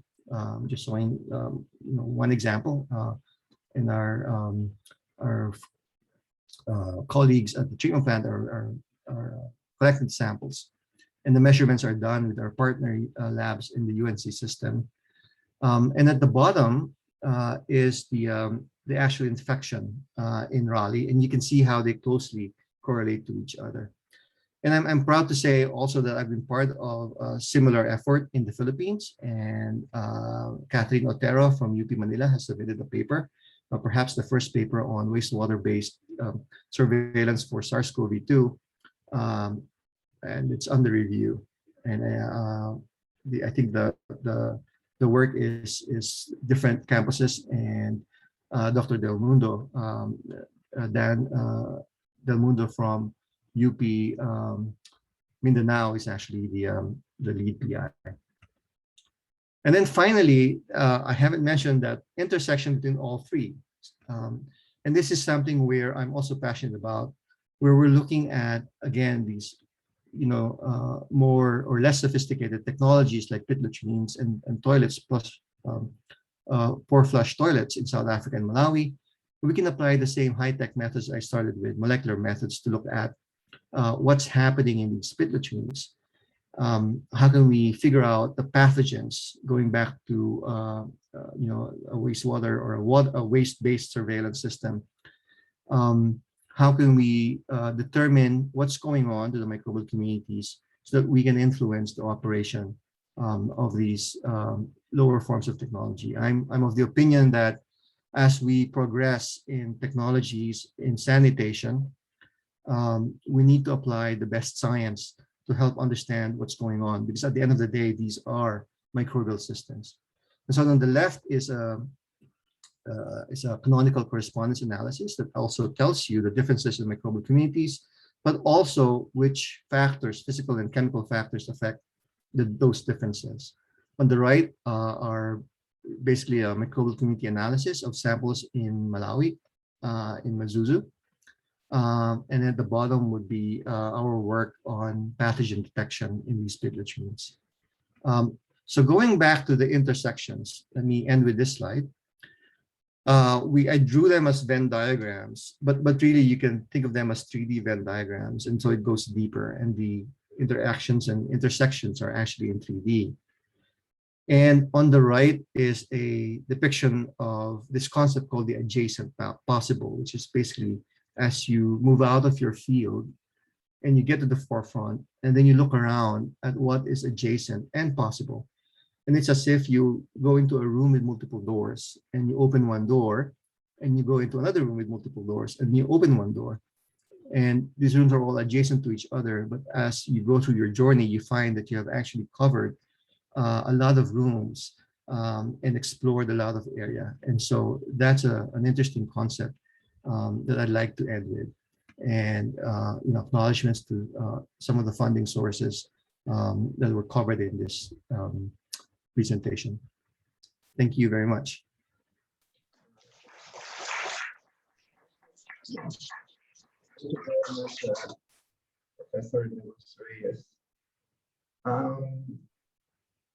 In addition to being a distinguished educator and scientist, the next speaker is also an avid fisherman. His most recent invention is a method to detect genes using a carbon nanotube transistor array. Awarded the 2008 co-lectureship in engineering, Dr. Rommel Gomez is Keystone Professor of Electrical and Computer Engineering at the University of Maryland. He serves as Associate Chair of Undergraduate Education. Let's welcome Professor Gomez.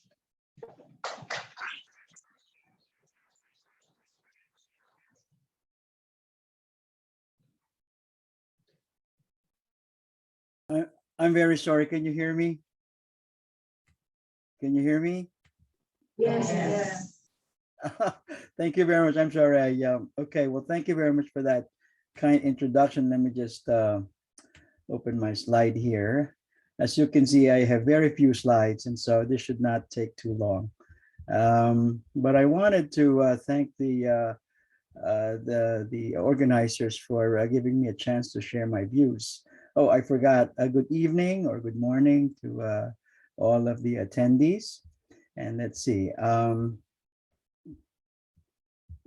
Let me just go and do this. Okay. All right. So there you go. So I would like to focus on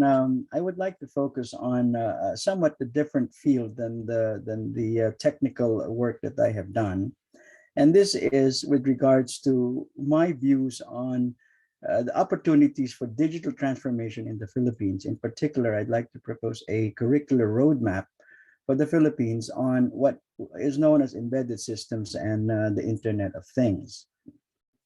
The Internet of Things, according to McKinsey and Company in 2018, has an estimated market value of between $3 to $6 trillion. That's with a T. That's comparable to the quarter of the GDP of the entire United States, and or perhaps 15 times the GDP of the Philippines. So it's a very large market. Only mobile internet and automation of knowledge work, which is essentially artificial intelligence, rank higher. Close to it is the cloud technology, which we're all benefiting from, and of course, advanced robotics. Now, what's curious about this forecast is even those areas, sectors that we deem to be very large, for example, energy storage, renewable energy, oil and gas exploration recovery, are small in comparison with this field of Internet of Things. Now, the question then is, clearly the demand is going to be very high, and who will capture this tremendous opportunity? And I'd like to submit that the Philippines can be a part of this market.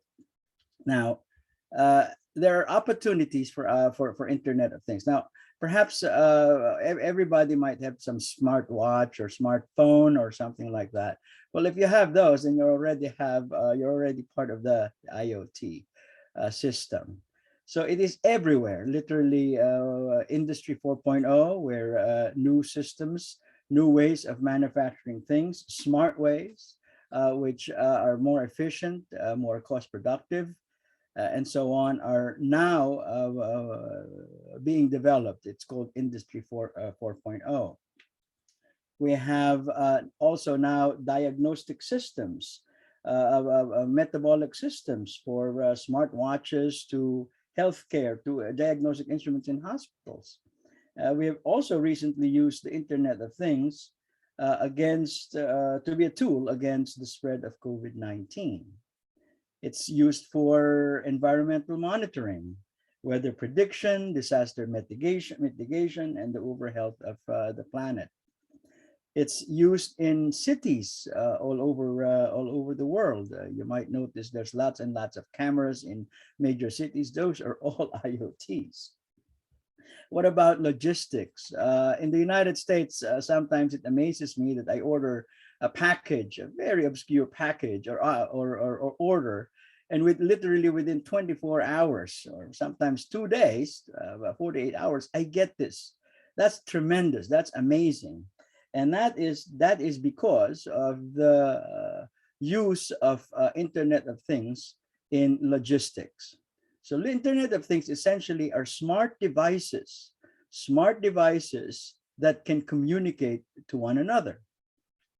What else? Oh, we've got smart agriculture. I'm sure IoT and embedded systems are used in bioreactors and even in the vertical farming that had been discussed earlier, in bioreactors, and in fact even perhaps in 3D printing. Now, smart homes. We always nowadays in the United States we have Google or Alexa, and we've got security systems. Smart transportation. There's a lot of talk about smart cars or self-driving cars. That's all IoT. And even in production of energy from essentially green energy, solar plants, solar cells, etc. And even in the distribution of conventional energy grids. We all use these sensors to monitor the load in certain areas and deliver the power to those places that need them. That's all important in terms of reducing the cost of energy. And of course, a big thing nowadays among young people are this internet gaming. We've of course, we've seen the so-called Oculus, these essentially eyepieces that give you virtual or artificial reality, and really IoT is everywhere. So now, how are we going? Therefore, if you have a system so broad, if you have something so broad worldwide, there are going to have to be a tremendous demand on the jobs, trained individuals. And so we could think of software developers, software analysts, hardware developers, applications developer, IoT architect, and I'm going to basically use up my entire time if I were to just list all of them. There are many of these jobs available worldwide. And I believe that the Philippines can play a very important role in perhaps filling these jobs, filling these vacancies. After all, one of our experts, one of the Philippines' exports is human resources. Well, perhaps it is time to augment our offerings beyond traditional sectors like construction, healthcare, domestic assistance, shipping, and service sectors. Perhaps this is something that we can add to our list of things that we might be able to export in the world. Now, but of course, educating Filipinos is the start. So that's the backdrop for what I wanted to introduce, which is essentially a very focused engineering degree designed to train students to take advantage of this demand in embedded systems and IoT. It is patterned after a new program that we had recently developed and have been quite successful in placing our graduates in the industry. And that is essentially what we have is a 2-year Bachelor of Engineering degree. Sorry. It's a 2-year Bachelor's of Engineering degree designed for those students who have already completed their pre-engineering background. In other words, they have already completed calculus, probably calculus 1, 2, 3, some differential equations, some sciences, and a little bit of coding, for example, experience in Java or C. And that's really all we need. And then beyond that, we're going to offer 2 years, just 2 more years of training in order for them to be to play a role in smart connected devices. So what do we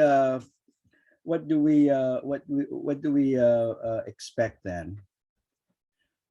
It's just really literally 20 courses. That's just 62 college credits. And it is designed, the curriculum is designed to have a unique balance between theory and real world hands-on experience.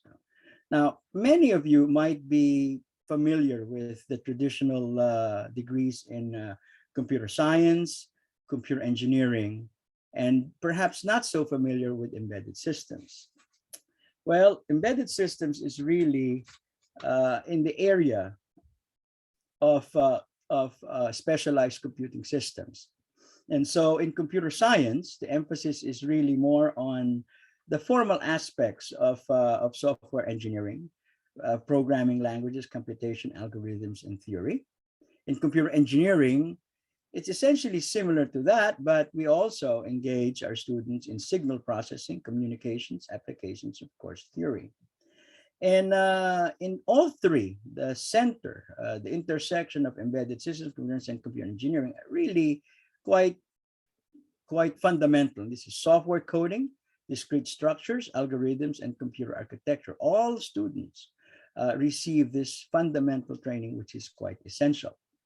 Now, the distinction in embedded systems over computer science and perhaps computer engineering is that we actually teach students specific applications in what are known as embedded systems. Well, embedded system, you can think of it as the device that puts smart on anything that's smart.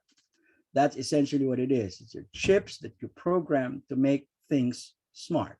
Okay, and so that includes communication networks and IoT applications, user experience, cloud services, and of course we have machine learning as part of the mix.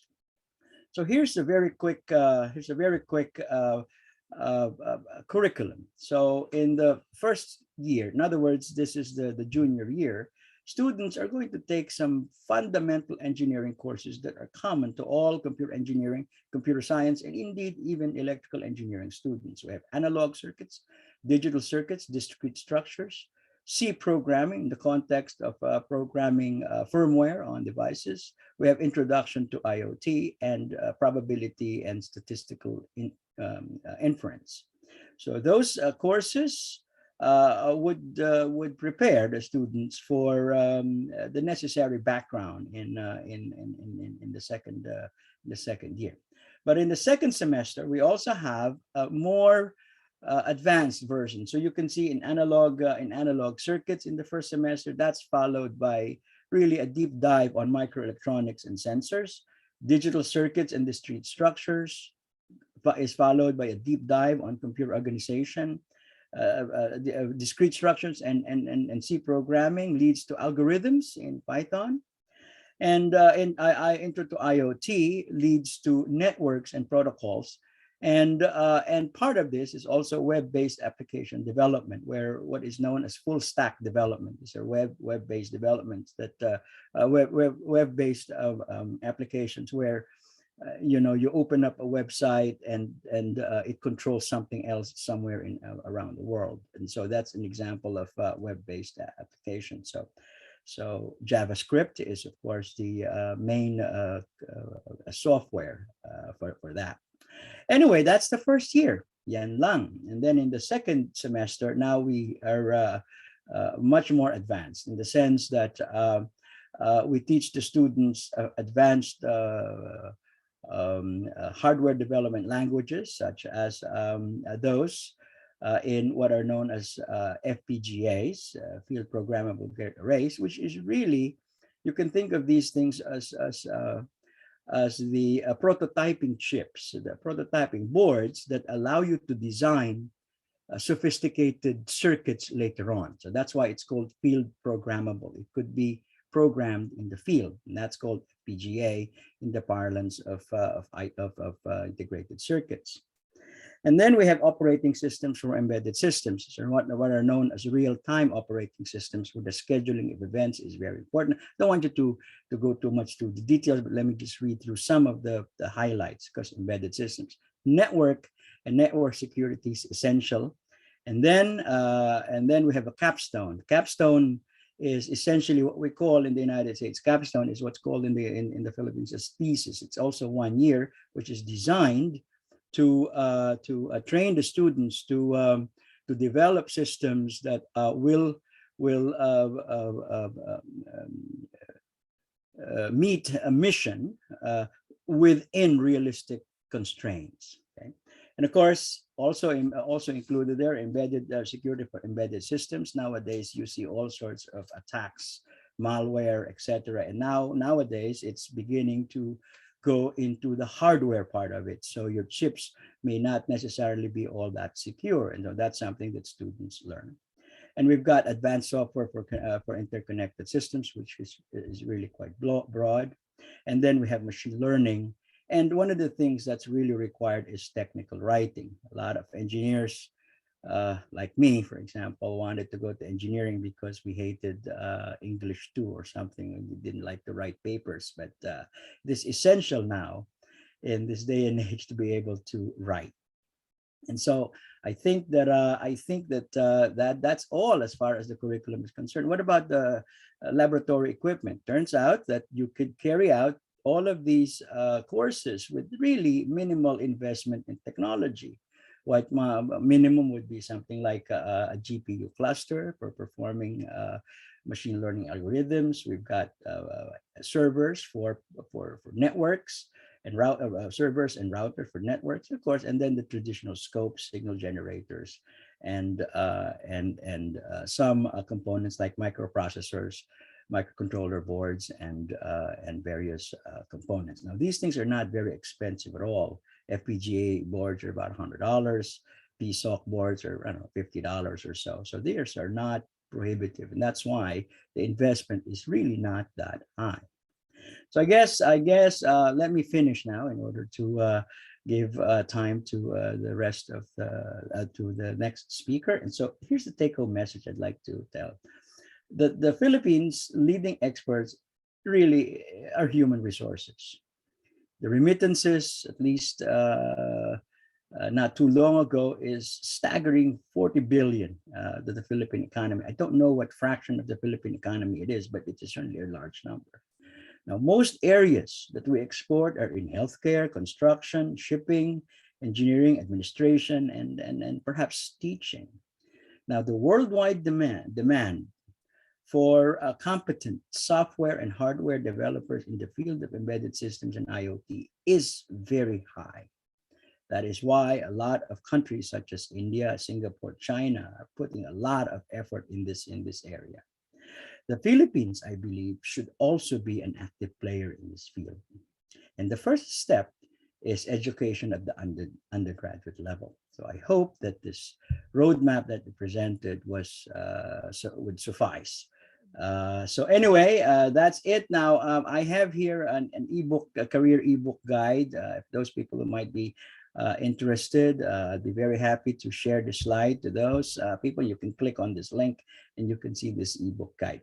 At any rate, if you have any questions or you want some further information, I'd be very happy to respond using via email. Thank you very much. Bye-bye. So the final speaker of this session, by sheer coincidence, has the same last name as myself. He is distinguished expert in process systems engineering and process integration. Awarded the 2017 co-lectureship in engineering, Dr. Raymond Tan is Professor of Chemical Engineering, University Fellow, and current Vice Chancellor for Research and Innovation at De La Salle University. Please welcome Professor Tan.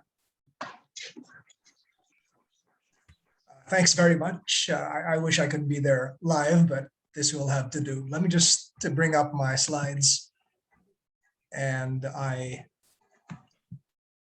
plan to get through this in about maybe 12 minutes or so, just so we have time for the discussion. All right, let me begin.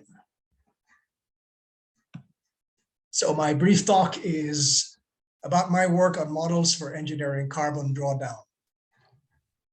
And I've broken it up into 4 parts. Part 1 is about negative emissions technologies and climate change. About 3 years ago, the IPCC published this report, which outlined a roadmap for managing global warming and keeping temperature rise to well below 2 degrees Celsius, which is considered to be a reasonably safe target.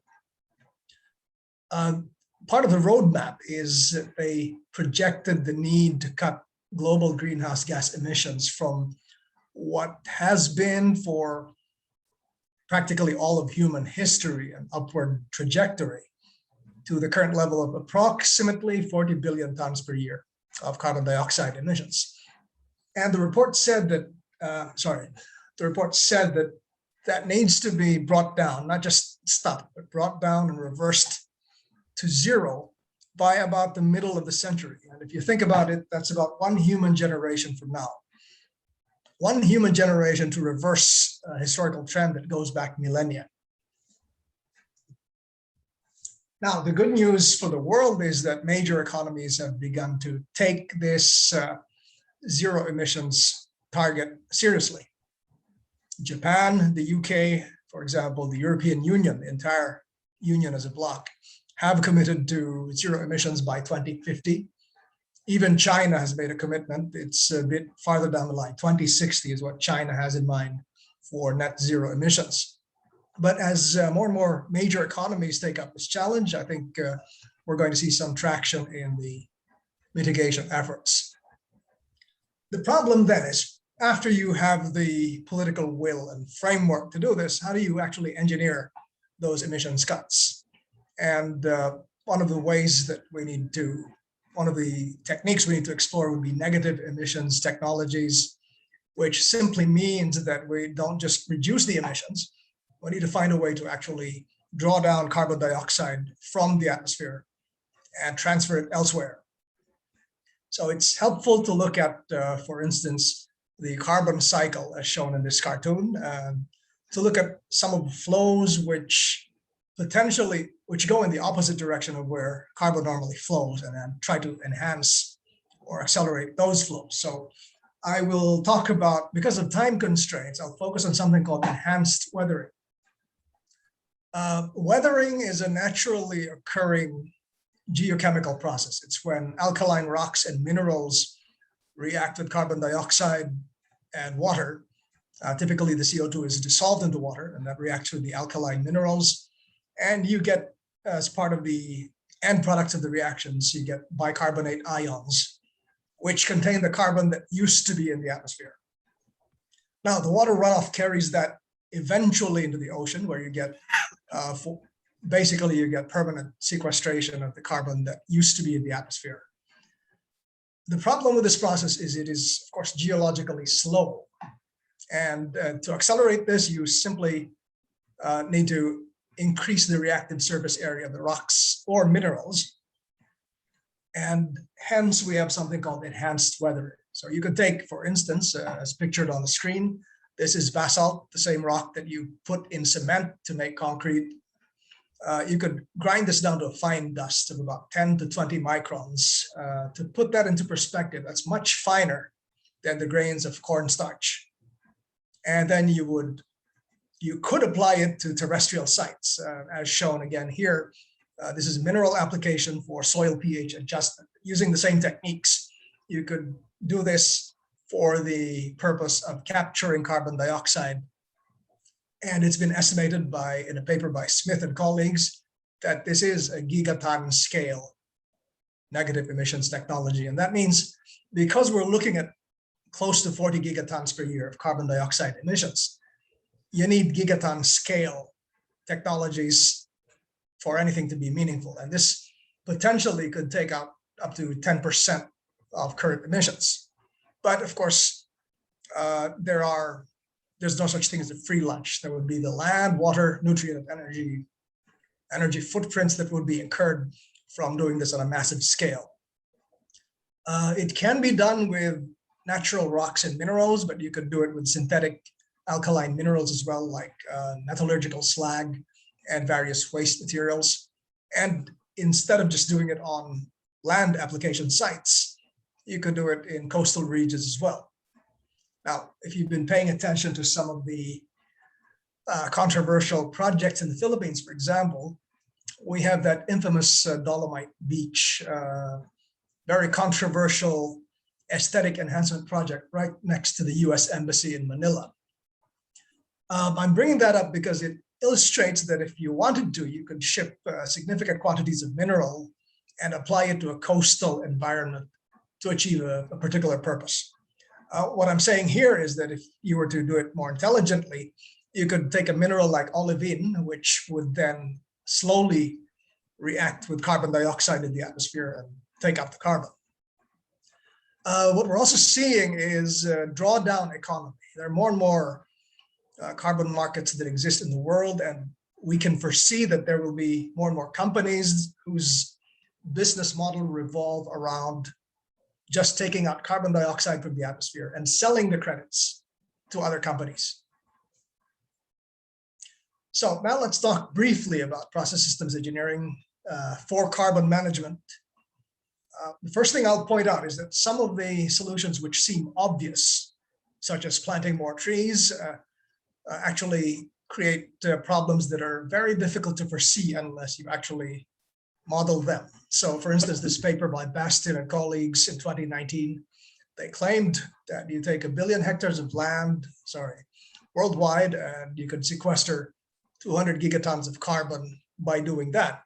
And shortly thereafter, a comment was published criticizing some of their results and the fact that they seem to have ignored some of the footprint issues that would be incurred by such massive reforestation efforts.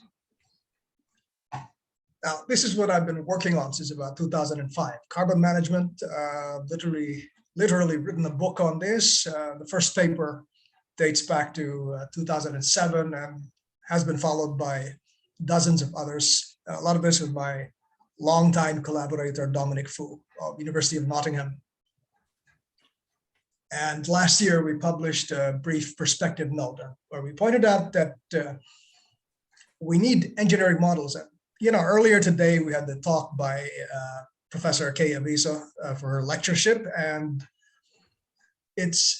we need engineering models because the decisions are not always obvious. And if you think, for instance, of vaccine supply chains, there are places in the world where we have simultaneously vaccine surplus and vaccine deficits that occur and are separated by bottlenecks, which somehow almost mysteriously, we have a hard time breaching those bottlenecks. So this is where we need the engineering models to try to bridge those bottlenecks in real life systems, including carbon management networks.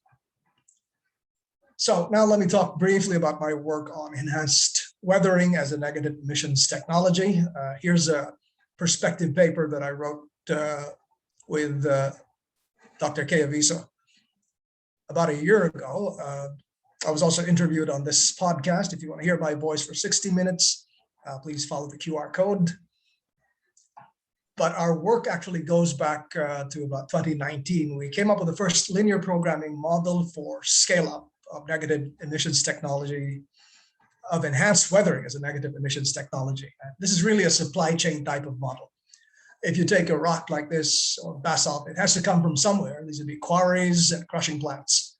And then you'd have to identify sites where you'd take the powdered rock, and you'd have to match the sources with the destinations to get the best effect. Now, we've worked with a colleague from Taiwan, and we looked at how this might apply to a particular kind of industrial waste, blast furnace slag, Taiwan being, I think, in the top 15 in the world in terms of iron and steel production. So they have a couple of sites with multiple blast furnaces. One is in central Taiwan, the other is in the south. And we applied the model there. We estimate from our results that just this kind of industrial waste has the potential to draw down almost 2 million tons per year of carbon dioxide emissions. But the cost is still prohibitive. It's about $170 per ton. We need to bring that down to about 100 as a benchmark figure. We've developed other techniques based on, this is known as pinch analysis. I spoke earlier of bottlenecks. Back in the energy crises of the 1970s, when oil prices first shot up, pinch analysis was developed as a way to make industrial plants and oil refineries more efficient. And what we did is we took those thermodynamic principles and applied them to bottlenecks, bottleneck analysis for these carbon management networks based on enhanced weathering. We've also taken equation-based models, and working with colleagues from China and Malaysia, we've scaled up at least the assessments. So we looked at a region of China where they have significant quantities of multiple industrial wastes. Two kinds of slag, blast furnace and downstream steelmaking slag. Red mud is from production of primary aluminum, coal fly ash from combustion plants, and we showed that the significant carbon drawdown can be achieved by applying these industrial wastes. And finally, we've had a look at applying enhanced weathering side by side with another carbon sequestration technique, which is taking carbonized biomass, biochar, and applying it to soil just like you would compost. And that sequesters the carbon that is in the biomass and puts it in the soil permanently. And we showed that those two can actually be put together within the same land area, so you can optimize your drawdown impacts. So let me move on to my conclusions. Negative emissions will be necessary to achieve the goal of global net zero greenhouse gas emissions. That's because there will always be sectors like aviation and maritime transport, which will have positive emissions. And to get to zero, you're going to have negative emissions elsewhere to offset those. And to scale up all of these technologies to significant levels in the span of one human generation will require modeling techniques to help design and plan these systems to avoid the bottlenecks that we might seem to think would be very obvious to see. But in fact, we see those bottlenecks every day in things like vaccine supply chains and such. So that is the current state of my work on negative emissions and on models. The work has been funded by, some of the work has been funded by government agencies in the Philippines. But I want to thank my collaborators, including colleagues and students who helped me along in this journey. Thanks very much. I look forward to the discussion shortly after this.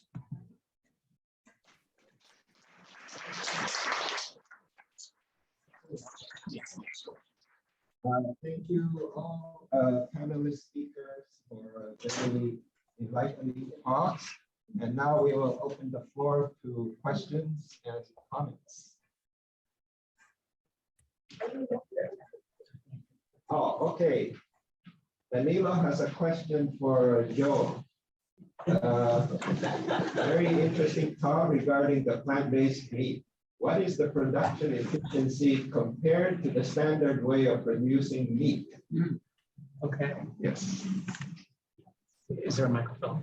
I don't know if the mic Is it working? Project. All right. Yeah, the efficiency is much higher for sure because the growth rate of the cells as they're being grown in bioreactors is much higher compared to, you know, the growth rate of an actual animal. And also it's much more resource efficient for sure. You save significantly on water. Is it working now? Hello? It's not working. It's not working. So in terms of resource use efficiency as well as productivity and growth rate, it's much more improved. I hope you heard me. What?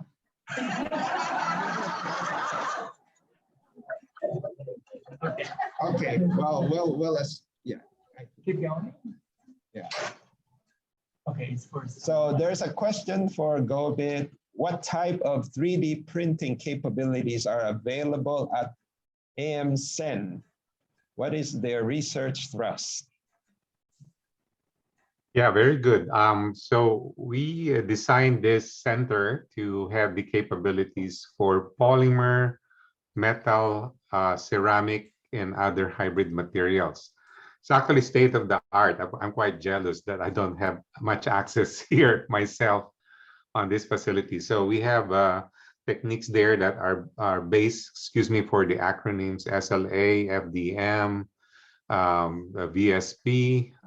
These acronyms in common lingo for 3D printing are some of the major methods. But it also has capabilities for 3D printing large areas. So you saw earlier, I was riding on a 3D printed Jeep. They can 3D print big parts like that. But they can also 3D print very small parts. I think the only thing missing there is a 3D printer for nano features or nano lithography. But it's worth a visit. It's already there, and a lot of the machines. So please visit and contact Engineer Lisa, or if you let me know, I'll try to connect you. And there's a question for Raymond.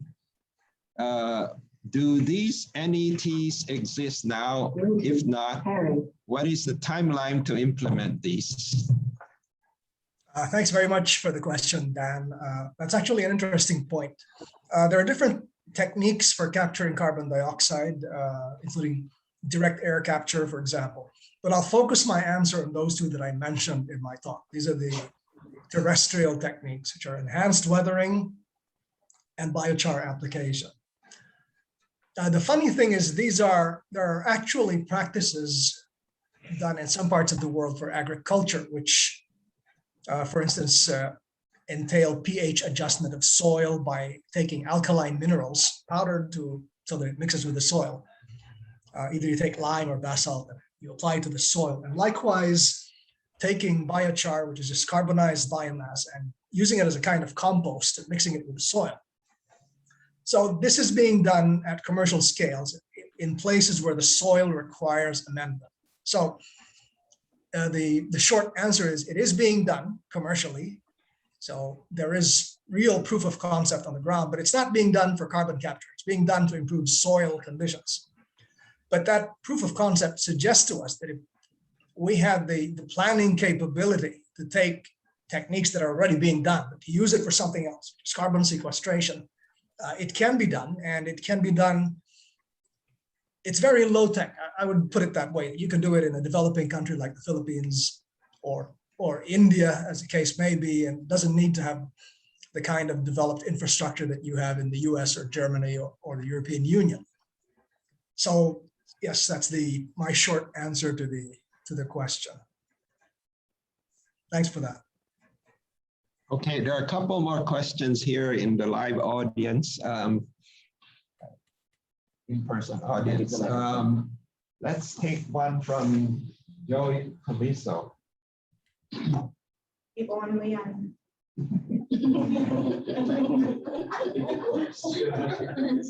It's a question for Joel. Yeah, I think vertical farming is really very promising, and it should be implemented widely in the Philippines. We have a big deforestation problem, despite all these efforts by the government to implement this national greening project. I don't think it's been very successful because of the needs of people to get more agricultural lands planted. Yeah. So what's the timetable there? How do you think, what would it take to really implement vertical farming in the Philippines, and how long would it take? Thank you, Joey. So vertical farming is not a silver bullet. It's not a panacea. In other words, it's not going to completely replace traditional agriculture. But I share your concern because in the Philippines, there's a high rate of land conversion from agriculture into non-agriculture applications. And also, there's quite a number of farmers in the Philippines complaining about the changing climate because now there's high precipitation, there's increased temperature, and for places like in Bukidnon, where they are traditionally growing some crops or vegetables, they're no longer able to grow them routinely. So they have to use some type of a greenhouse, rudimentary greenhouse type structure. So there really is a need for vertical farming or some form of it. I call it a frugally engineered vertical farm to be implemented in the Philippines.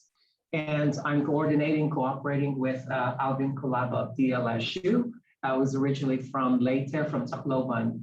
And we have this close cooperation going on with the governor of Leyte, with Eastern Visayas State University, and also with the DOST, and now also with the Department of Agriculture to introduce a form of vertical farming that would be appropriate for Leyte and for the farmers associations that are in Leyte. And our aspiration, our hope is that this will not only work for Leyte, but or use Leyte as essentially as a prototype and then spread this to the rest of the country. But to be realistic, I just want to be clear that it's not going to replace altogether agriculture or traditional crop production, but it will be part of the solution, a very important part of the solution. Thank you. So we have time for only one more question from the chat box to Dr. Avengtula. How do we address the effect of the additive manufacturing 3D printing on the potential reduction in manpower employment, especially in the Philippines setting where labor is cheaper? I like that question very much. And actually, there was time I would have pulled Mel Gomez comments and Francis. Really, it all boils down to being able to look forward or in the future prospect of an ecosystem where the Philippines can play a very important role. And that is export of manpower, but really taking advantage of opportunities now that are available in terms of technology. So I believe in bringing the best technology to the Philippines as soon as possible. And that is why I advocated 3D printing, because long before our Asian neighbors have gone big in 3D printing, I envision that the Philippines can capitalize on this. In fact, we're only second to Singapore, perhaps in terms of investments in additive manufacturing. So the way to do that really is a hierarchy of educating all the way from high school students to our undergrads and of course our universities. And the reason this is so interrelated with Innovation 4.0 or Industry 4.0 is that digital manufacturing can be done almost anywhere. And the skills needed for that is not only based on STEM disciplines, but actually there's a room for artists, architects to take advantage of digital manufacturing and the availability of materials. So I'm advocate really for a massive investment in this type of engineering education. Additive manufacturing can be used as an introduction for materials, but very practical for a design of devices. And as an industry for the future, I think we can really take advantage of this, especially now that we have AMSEN, which is not only a center for research, but also we have developed there a training arm in terms of workshops and outreach. So expect more to hear from AMSEN in terms of outreach to high schools and universities even. Okay, thank you. And we have more questions, but unfortunately no more time. So let's thank all of our speakers one more time. And I encourage you to contact them directly with your questions. This session is closed. Thank you. Have a great time. Thanks very much, everyone. Thank you, speakers.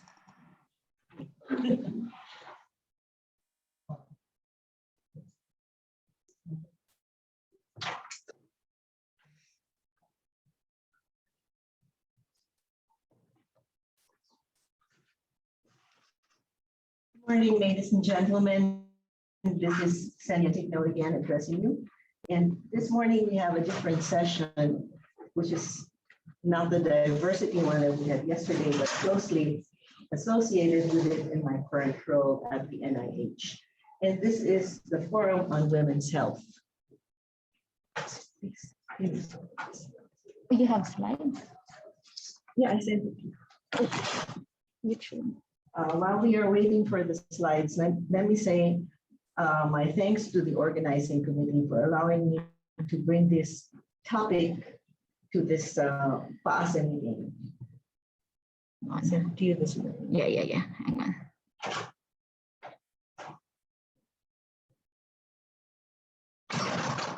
Is it the women and lung disease or the moving beyond? Okay. Sorry.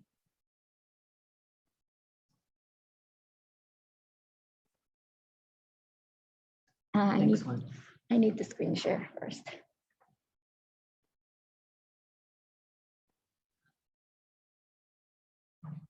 The first one, screen one. I have.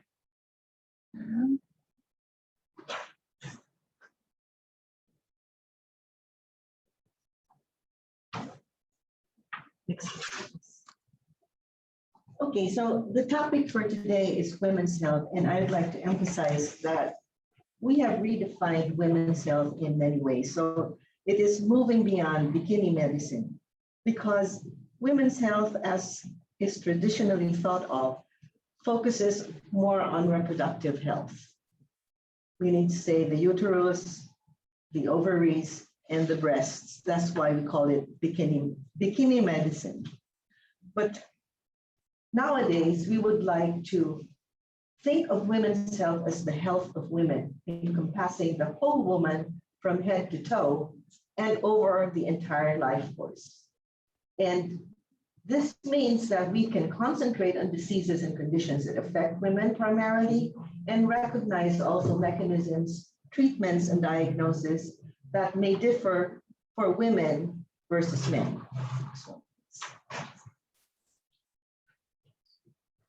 The concept of women's health is closely interrelated with the concept of sex and gender.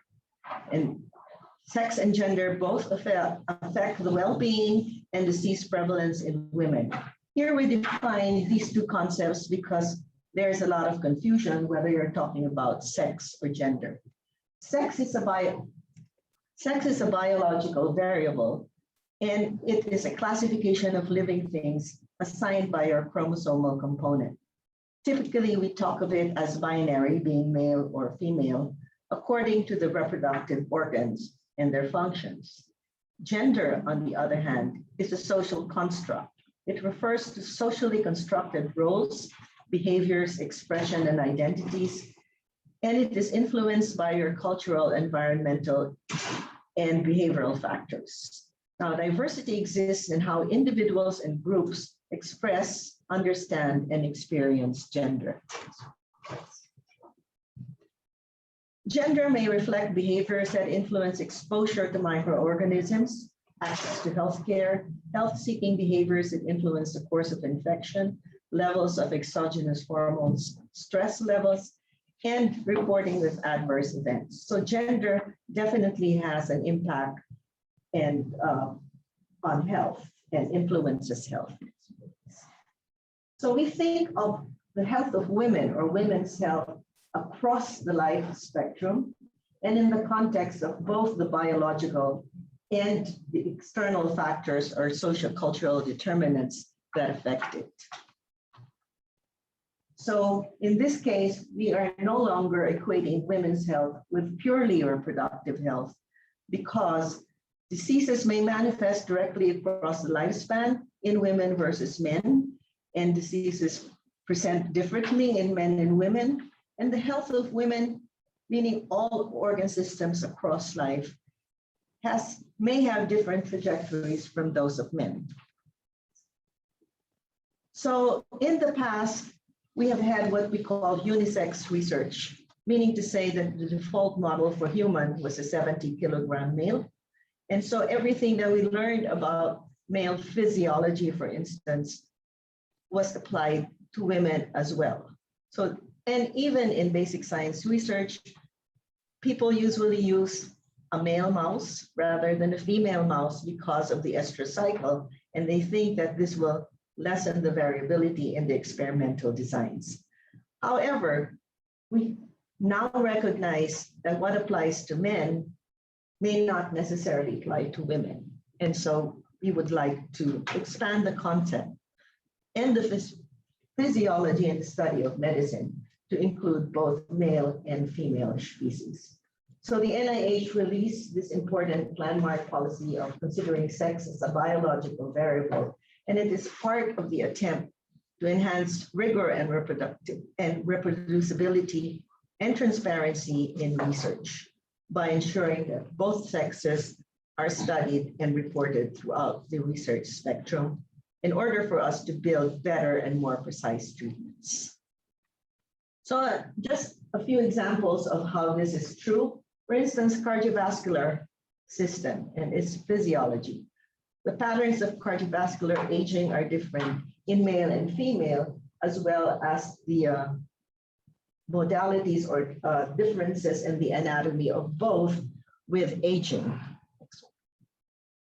And again, other examples like heart disease in women is usually undiagnosed because even the physicians look only for symptoms that are predominantly found in men.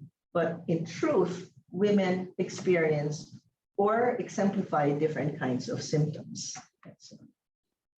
And another example of one size fits all, and this is important, is because whenever you go to the doctor, they say, oh, you're healthy if your BP systolic is 120 millimeters mercury. But it has been found that in women, actually, the normative value is 110. So 120 millimeters mercury is not really your normal if you're female. And this is one of the things that we'd like to emphasize, that applying normative values to women based on men's studies is not accurate.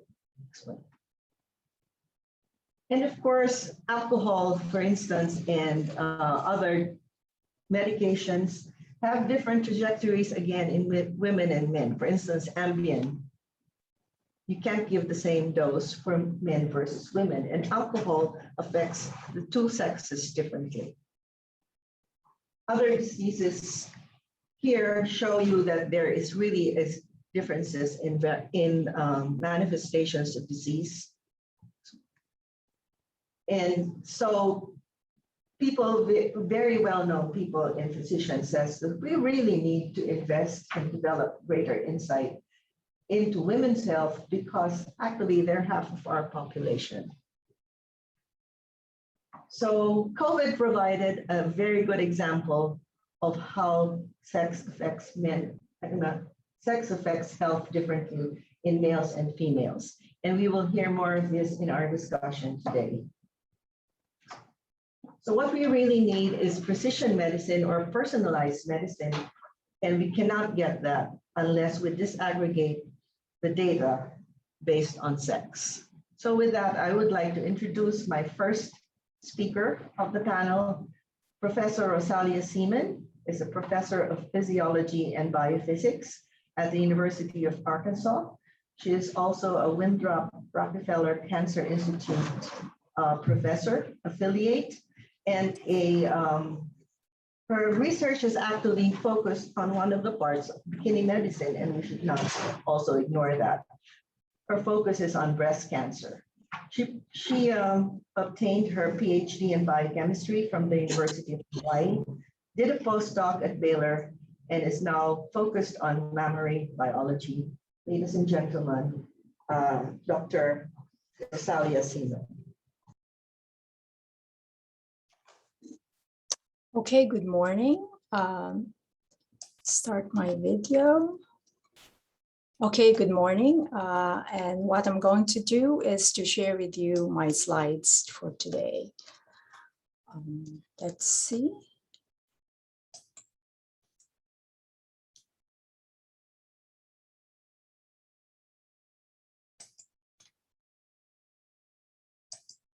So can everybody see this?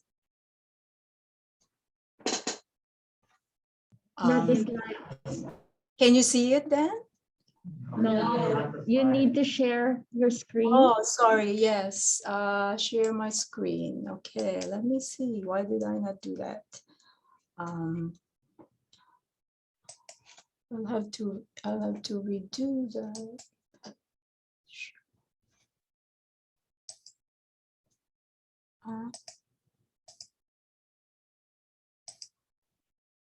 Let me start again. Let me see what happened here. Sorry about that. Hang on.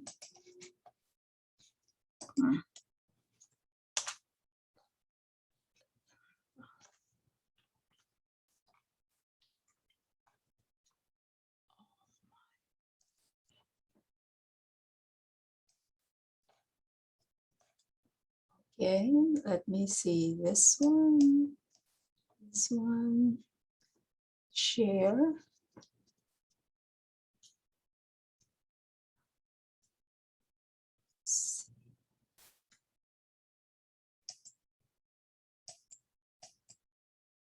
Screen. I can't seem to see screen.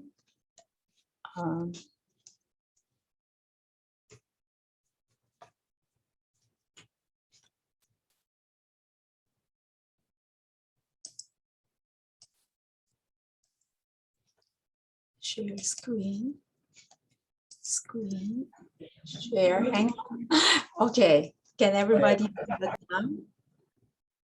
now? Can everybody see that now?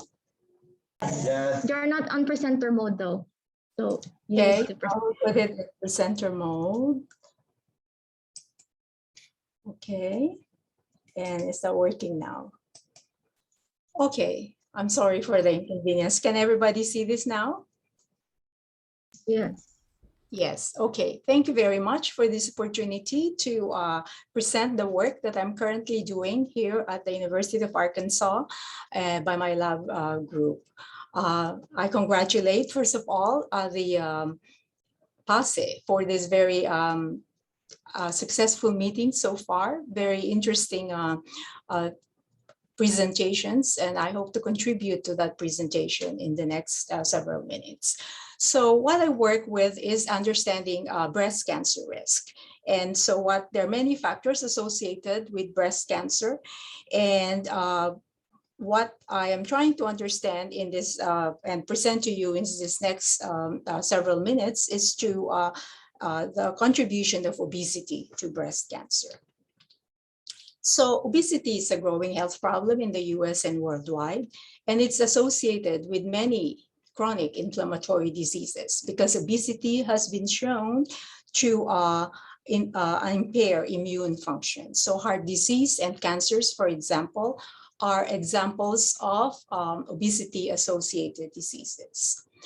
And obesity is a growing health problem because, as you can see, within the last 50 years or so, it has dramatically increased in both men and women. And this has placed a big burden to the health and social, emotional, economic status, not only in the United States, but worldwide. And so how we control obesity and how these are associated with chronic inflammatory diseases is a very important question that must be addressed.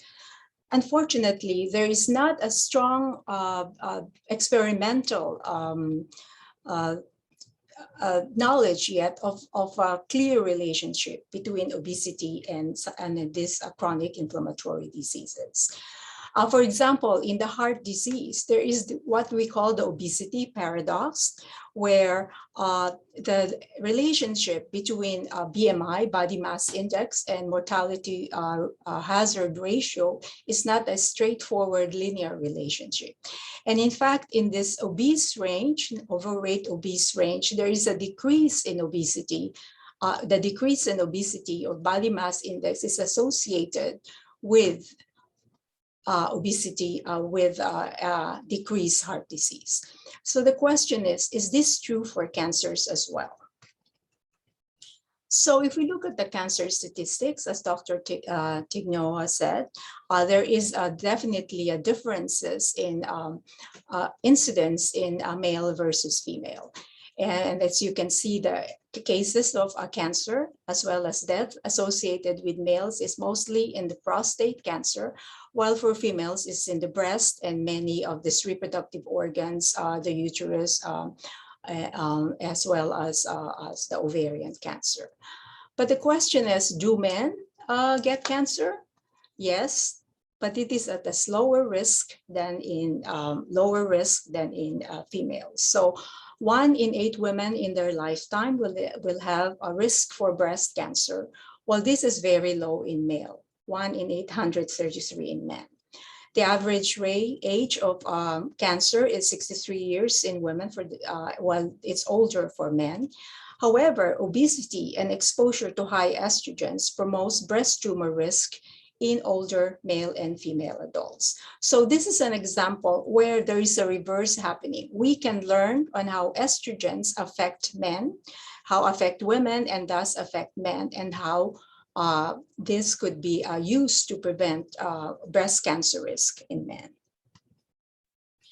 So if we think of cancers, there are 3 major breast cancers. There are 3 major subtypes. They're considered depending on the presence of estrogen receptors and HER2 receptors in the tumors.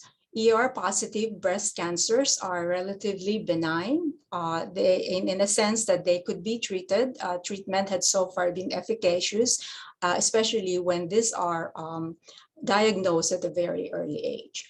Triple negative is the worst kind of breast cancer.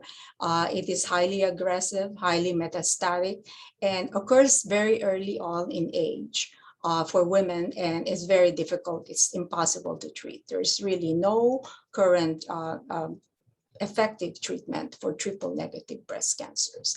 But if you can see from these epidemiological studies, obesity is associated with lower breast cancer risk in premenopausal women, depending on the breast cancer subtypes. So in estrogen receptor positive cancers, higher obesogenic status in premenopausal women is associated with a decrease in breast cancer risk, while in triple negative breast cancer, women in premenopausal women who are obese have a higher risk of triple negative breast cancer. So understanding the relationship between body mass index, obesity status, and breast cancer risk is important in premenopausal women, is important in inhibiting incidence as well as progression. Interestingly, obesity is positively associated with postmenopausal breast cancer. And postmenopausal breast cancers is largely estrogen receptor positive. So why is this happening? And again, now we can see that there seems to be a paradoxical association, as could be inferred from heart disease. So our research focus is understanding early breast cancer risk associated with breast cancer initiation and progression. And now in a recent studies in the laboratory, we are trying to understand the mechanistic link between the inverse association of premenopausal breast cancer risk and obesity status. And in this, to address this, we have used premenopausal women with no breast cancer. So we're considering what are the biological markers that could be inferred from premenopausal women, obese versus non-obese, and can be used to predict for risk in breast cancer. And our focus is on breast adipose tissue, which serves as the local environment of breast epithelial cells from which breast tumors arise. So here is the patient demographics that we have obtained so far. We have non-obese and obese women undergoing mammoplasties at my institution, University of Arkansas for Medical Sciences. And you can see that their body mass index is highly different, obese, as opposed to the non-obese. Their age are comparable. They're both premenopausal. Women experience generally menopause at age 50 years and older. And there are not much differences in all these factors, which could be confounders in this analysis. So we performed, as mentioned, analysis on the breast tissue, and we separate the adipose and the epithelial glandular cells. The adipose, as I've mentioned, are the cells that surround the epithelial glandular cells, breast, which are from which breast tumors arise. And we measured a lot of these parameters, which are markers of abnormal proliferation, abnormal apoptosis, and also immune dysfunctions. So if we look at the adipocyte sizes of breast adipose, the fat tissues in obese and non-obese women, we did not see very much difference, which was very surprising to us. Because if you look at the other fat depots, for example, subcutaneous, as well as retroperitoneal fat depots from women, obese women have definitely different sizes from non-obese women. But in this adipocyte, in the breast adipose tissue, we did not see differences in this adipocyte distribution. We did not also see differences in the deposition of lipid components. So there is definitely a uniqueness to the breast adipose, which may provide us an understanding of how there is a difference between obese and non-obese contribution in premenopausal women. However, when we look at these adipogenic genes by qPCR, quantitative diverse transcription polymerase, we saw that there indeed the obese adipose, breast adipose have higher expression of adipogenic genes as expected. However, and also we saw that the breast adipose are highly inflammatory as measured by the expression of these inflammatory cytokines, IL-6, IL-8, MCP1. These are all inflammatory cytokines molecules. And they were higher in breast adipose of obese versus non-obese women. What is very surprising to us is that if we look at the glandular epithelium, which are the next to the breast adipose, we saw the reverse. The glandular epithelial cells of obese are less inflammatory than while their adipose tissues are highly inflammatory. So what is this telling us? We also looked at the proliferative status of the breast glandular epithelial cells. in obese and non-obese women.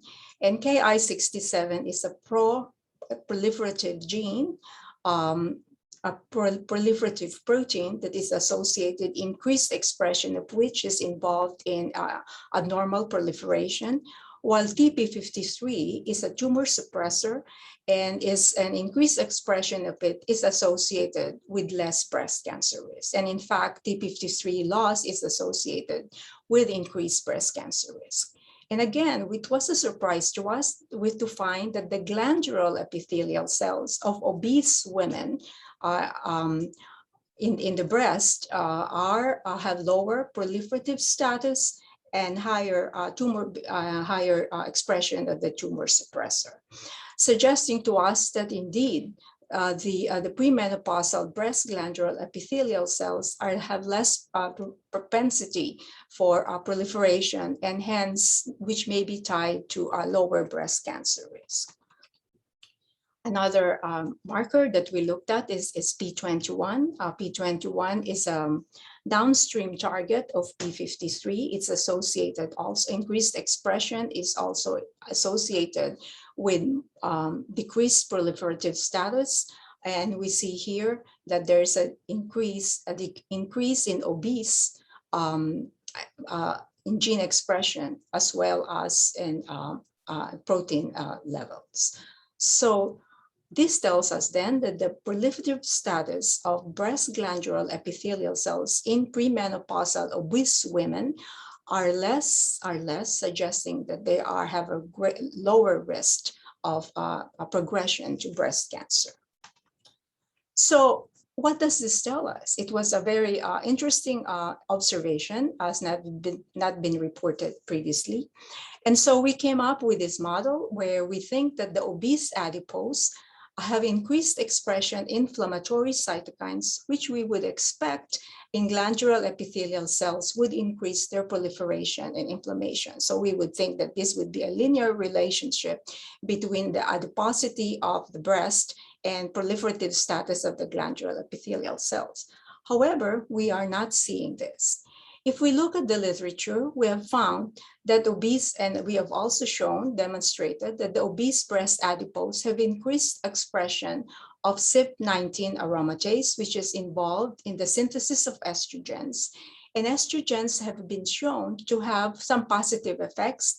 They increase the recruitment of CD4 T lymphocytes, the good lymphocytes, good immune cells, which can, in the vicinity of, which we suggest is increased in the vicinity of the adipose. These immune cells are involved in the production or the activation of T regulatory cells, which produces IL-10. IL-10, interleukin 10, is an immunosuppressive cytokine. And we think then that this IL-10 then could be responsible for the decreased proliferative status of the glandular epithelial cells. So there is a lot of unknown here. We then set out, my graduate students set out to prove that this is a mechanism that is happening in premenopausal breast adipose and may be related to the decreased breast cancer risk in obese premenopausal women. So the first thing is we found that there is an increased recruitment of CD4 cells, and this is demonstrated by the higher expression of the T cell receptor genes in obese versus non-obese breast adipose tissue. And here we can see that all these TCR receptors and associated components are higher in obese than the non-obese, suggesting there's the recruitment of these good immune cells in the vicinity of the breast adipose for obese women. We also showed that that FAXP3, which are produced, are activated, that CD4 T cells can be activated into these different kinds of cell types. And T regulatory cells are good cells in a sense because they produce and they produced IL-10, which is the immunosuppressive molecule. And indeed, in premenopausal breast adipose tissue, we showed a higher expression in obese than non-obese women. And here we specifically showed that IL-10 is being produced by the breast adipose and not by the breast glandular compartment. So definitely we suggest that there is this IL-10 that is being produced by the breast adipose of obese women may be acting, and they are immunosuppressive, may be acting on the neighboring glandular compartments in a paracrine manner so as to control the proliferative status of the breast glandular compartment. So what we did was to do an in vitro studies to answer this question: does IL-10 target breast epithelial cells? And so this is our model. We have the breast adipose, obese breast adipose. There's an increased recruitment of CD4 T cells. They activate the Treg cells and they could produce IL-10. Obese breast adipose themselves from premenopausal women have increased expression of IL-10. We suggest that the IL-10 then can act on the breast glandular epithelial cells. They're immunosuppressive. They could increase P53, increase P21, and in the process, increase apoptosis and decrease proliferation. So for these studies, we used physiological levels of IL-10, 10 nanograms per ml, in two human epithelial non-tumorigenic cell lines, NCF10A, and human mammary epithelial cells. And we did show that in both cell lines, IL-10 at physiological concentrations can decrease proliferation of these cells. We also show that IL-10 in this MCF10A cells by PAX analysis could increase apoptosis, which is good. It removes the apoptotic cell. It removes cells that are degraded, are apoptotic, that can promote abnormal proliferation and abnormal cell function. And further on, we show that IL-10 can increase the expression of P21 and P53, which we have shown in vivo models is increased in premenopausal obese breast adipose. And it decreases another proliferative marker, cyclin D1, and increases in the expression of another tumor suppressor, P10, the loss of which is also involved in increased breast cancer risk. So the take-home message from this is summarized in this slide. We think that in the premenopausal breast adipose of obese women, there is the increased aromatase expression, increased estrogen levels, the recruitment of the immune cells, CD4 T lymphocytes. They can produce IL-10. And the breast adipose themselves of obese women, premenopausal, can also make IL-10. They act on the glandular cells to decrease inflammation and increase proliferation. So this communication between the breast adipose and the glandular cells can promote inhibition of proliferation, increased apoptosis, and the regulation of expression of genes that modify cellular phenotype and associated with decreased breast cancer risk. So what is happening for postmenopausal obese breast? We think then that the biology of the postmenopausal obese breast is very different. We don't know as yet what is the local contribution of the breast adipose in premenopausal women, in menopausal women to the underlying glandular epithelial cells. But we think that the postmenopausal obese breast has significantly changed with chronic exposure to obesogenic agents.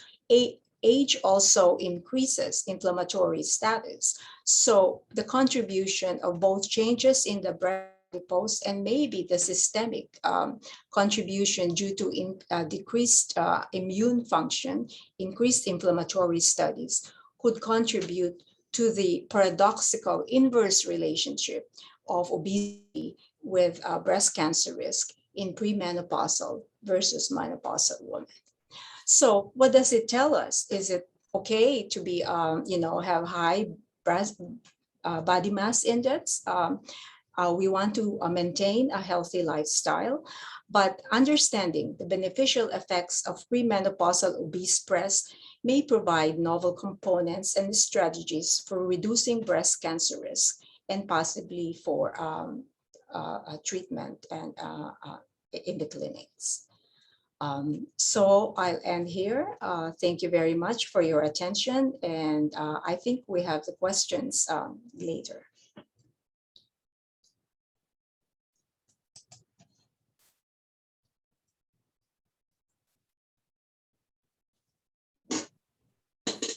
Thank you very much, Dr. Seaman. And I am very pleased to introduce the second speaker for this panel, Dr. Jemima Almeida. She is an assistant professor of medicine in the Division of Rheumatology at the Johns Hopkins University. She obtained her MD degree from the University of Santo Tomas in the Philippines, and after which she did her internal medicine residency at the New York Downtown Hospital, where she was also the chief resident. After that, she moved to Johns Hopkins for her fellowship and is currently the director of the musculoskeletal ultrasound and injection clinic at Johns Hopkins. And Jemima will now speak about autoimmune disease, which, as we know, predominates in women, such as RA, lupus, LAM.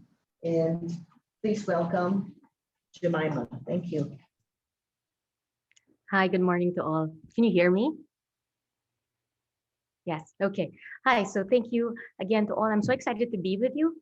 And thank you so much to our organizers, especially to Senya, for the invitation to come and contribute.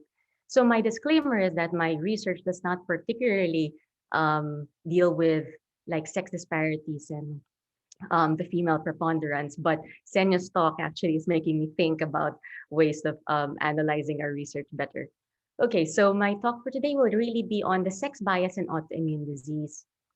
I have no disclosures relevant to this talk, but it's funny, when I made this talk, I was like, oh, let's use pink because it'll be a women's talk. And turns out I'm kind of on point with what's happening in the Philippines.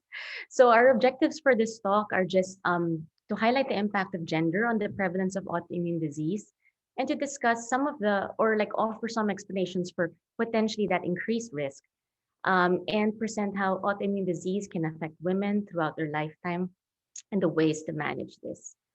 So first of all, I just actually wanted to discuss a little bit about rheumatic disease. So when we talk about rheumatology, rheumatic illnesses, which are autoimmune, they're fairly rare. And so I think people are familiar with rheumatoid arthritis, with lupus, but there's a whole array of other diseases like Sjogren's, myositis, vasculitis, scleroderma, a whole bunch of our diseases that people have not heard of.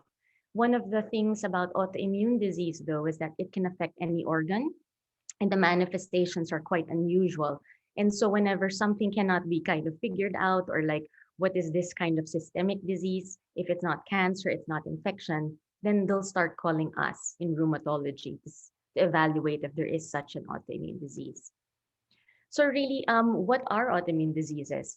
So we know that our immune system is really geared towards trying to eradicate foreign invaders, right? So that immune response should be quite targeted, specific, and good enough to eradicate the offender.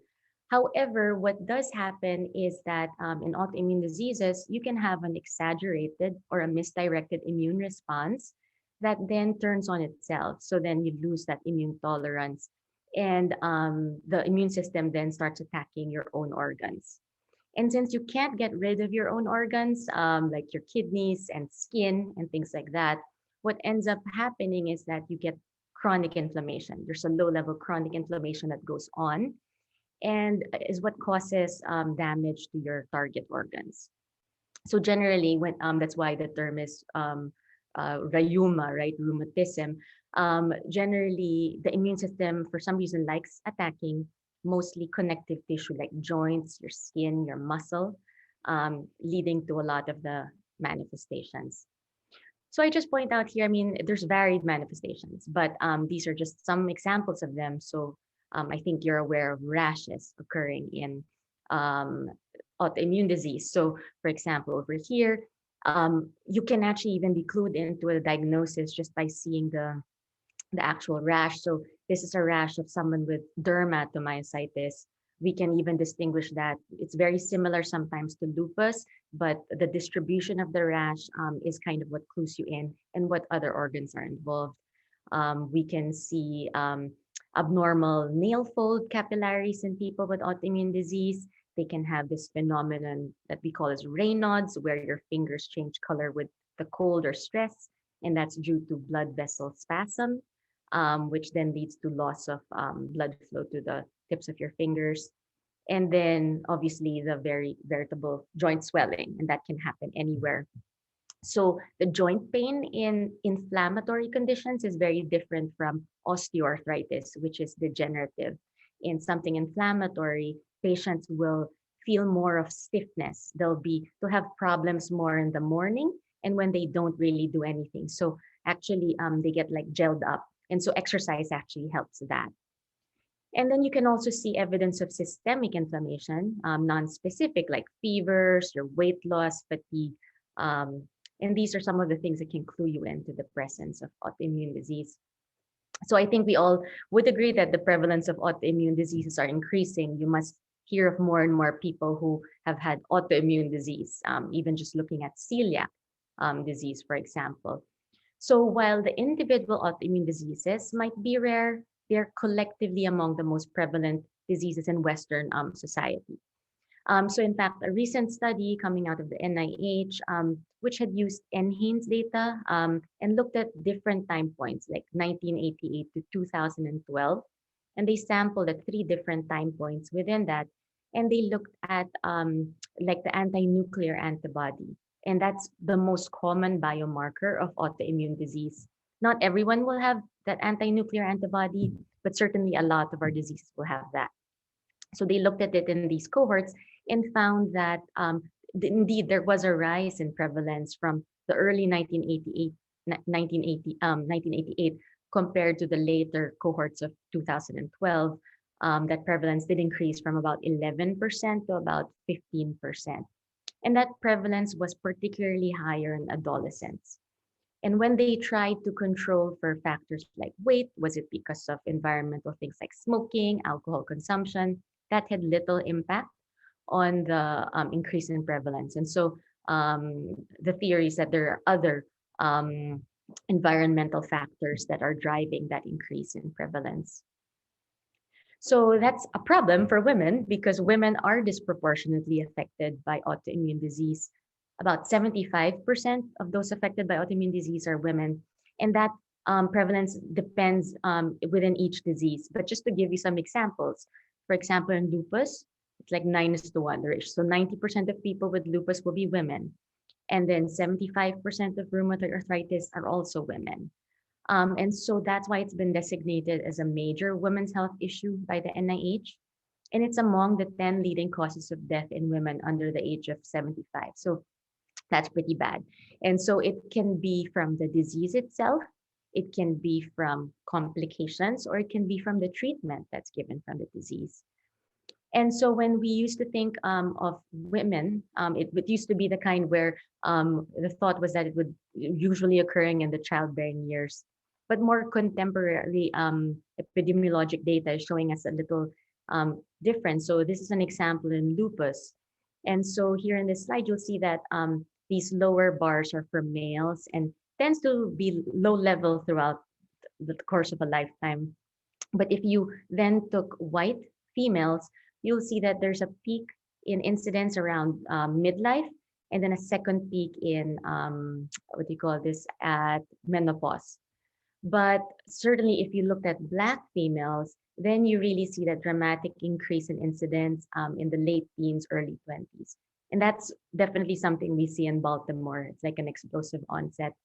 So I think more other than just sex, you have to then put in that genetic framework that also the risk, it mediates the risk even in women.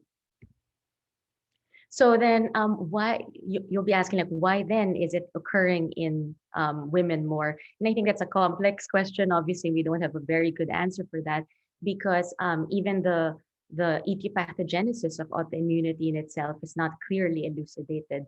But certainly more and more evidence is showing that it's really environmental and lifestyle factors that seem to precipitate the development of autoimmunity in a genetically susceptible host. Okay, not everyone with a particular, let's say, genetic predisposition will develop autoimmune disease, but certainly something in the environment will bring it out. And most of the time, clinically, we'll see stories of like someone got a viral infection beforehand, or someone then develops cancer and then they get autoimmunity. Even stress can, very, very clear emotional stress can do it as well. So then in this slide, I'm just offering you some of the like theories of why there is a preponderance for females with autoimmune disease. And obviously it's very practical to look at hormones because that's one of the big differences between males and females. But it's again not very well it's not very clear. So one is that in progesterone, for example, and that's the hormone that's more activated in pregnancy. So I mean, basically the hormone receptors, we do know that they are present on a variety of immune cells. So there's that connection. Now, for example, progesterone, you look at that and it's a pregnancy, it's the hormone that's higher in pregnancy. That actually leads to a bit more of immune tolerance. So less a decrease in your inflammatory mediators and so on. And that makes sense because when you're pregnant, you don't want the female's immune system to attack the fetus, right?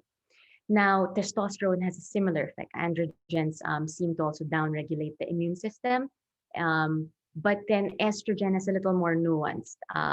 Seems to activate the immune system, but it also, some studies have shown that at low concentrations, it actually promotes Th1 responses, but at higher concentrations, you have what do you call this, a more shift towards Th2 responses. So that's not completely worked out because even impact of pregnancy is different on different diseases. Some diseases like RA might come down, but some things like lupus get very activated.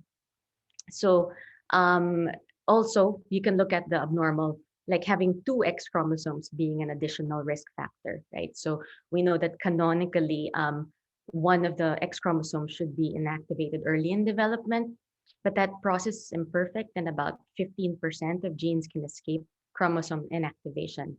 And majority of those genes are actually, there's a tendency to female expression bias. And certainly it's been shown that, you know, a lot of genes that have established roles in autoimmunity are present on the X chromosome. And so therefore, like having two of them might be more of a problem for autoimmunity. And then people have also looked at environmental factors. Obviously, like women are exposed to different things. Perhaps it's toxins, perhaps it's like cosmetics, things like that, or more sun exposure. And we know that sunlight definitely can cause flare-ups in autoimmune disease. For example, in lupus, the UV light can cause, you know, when you get exposed to that, your cells in the skin die, you have apoptosis, and that really that allows exposure of the intracellular proteins to the immune system, which is then what's activating the immune system for that response. And then the gut microbiome has also been looked at, and we know that the gut microbiome really does play a role in modulating innate and adaptive immunity. And they've seen that there's a difference in the diversity of the microbiome between males and females. And the last one is actually interesting. It's more that women, you know, tend to have, really are known to have enhanced B cell activation and production of higher amounts of antibodies in response to infection and vaccine. And so there's a thought that that's an evolutionary response because it's meant to confer additional protection to an offspring for infection. And so, but then part of the collateral damage is that then there's a heightened response that could lead to autoimmunity. So I just wanted to shift also and say, okay, so we know that women, get autoimmune disease much more, but then how does it impact women as well? And so I showed you that either it doesn't necessarily occur at the reproductive age solely in all cases, but it certainly occurs at the productive age of women. And so it can impact in that way that a lot of our diseases can have fatigue, systemic inflammation, and it really does decrease your quality of life. And also, sometimes it can be missed because you know how like mothers or postpartum, you tend to be tired, really. You think everything's occurring due to hormonal shifts. So we have had cases of delayed diagnosis because of people not having recognized immediately that there was something off. And then in terms of comorbidities, it really does lead to premature cardiovascular disease. And so autoimmune disease is considered an additional cardiovascular risk factor. And that's why we really need to treat the disease aggressively and quiet down inflammation. You can also get things like osteoporosis, right? And that can be from just systemic inflammation itself, but also from the steroids, sometimes, or the treatment that's given for the autoimmune disease. And as I mentioned, so you really, when you have autoimmune disease, what you need to do is quiet and dampen down the immune system so that it's not attacking you. But what then the balance there is always very hard to keep. And so what can occur is, of course, people are at higher risk for infections. And also when you dampen the immune system, sometimes the immune system can't survive for tumor. And so cancer can also occur. But in particular for women, the disease and its treatment can impact fertility. It's something we talk about, especially we used to have drugs that are really like, let's say, cyclophosphamide. That's really something that would cause premature ovarian failure.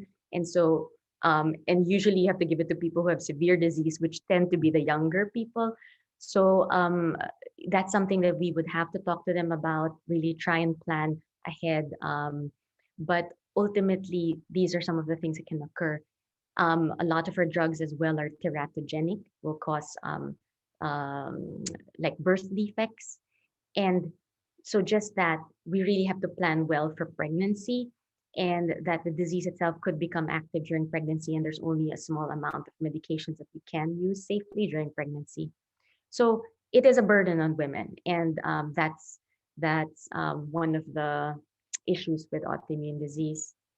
But I don't want to leave you with that kind of downer. And so really, we have a lot of people that once you make the diagnosis, they can have a good quality of life. And people really thrive with autoimmune disease in this day and age. And a big part of that is also self-management. So I would say that, it needs good communication with your doctor, adhering to the medical treatment so we can quiet down the disease and not have it lead to inflammation that then damages organs that lead to later problems, right? And then we always talk also about stress reduction. One, because we know stress can activate your immune system, even though causation isn't established, there is an association that we see. We also, people really tend to then lead a more healthy lifestyle, and they can figure out what triggers their actual disease, like for flares. And so avoidance of those triggers, and that be diet, emotional stress, and so on. And so it can be managed very well. And I always say, like, it's almost like just having another chronic disease, because people almost feel like they're like, oh my gosh, I have a new diagnosis. But really, if you had hypertension, you take your meds, everything is okay, and you live well. But so it's just like that. As long as you're taking also a medication, you can go back to having a good quality of life, and as if the disease is not actually there. And so in summary, I think I titled this talk initially on your abstract, the 5 things you need to know about autoimmune disease. We know that it's increasing in prevalence. It impacts women disproportionately by a large margin. And we don't exactly know the reasons for that, but there's varied reasons, but likely a combination of genetic, epigenetic, hormonal, and environmental factors. And the disease can impact the woman in many ways, particularly for childbearing, pregnancy outcomes, and later on comorbidities and cancer risk. But it can definitely be treated and controlled with good medical care and self-management. And with that,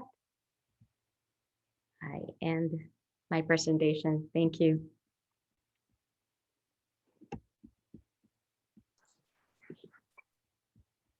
Thank you for that inspiring talk, Maima.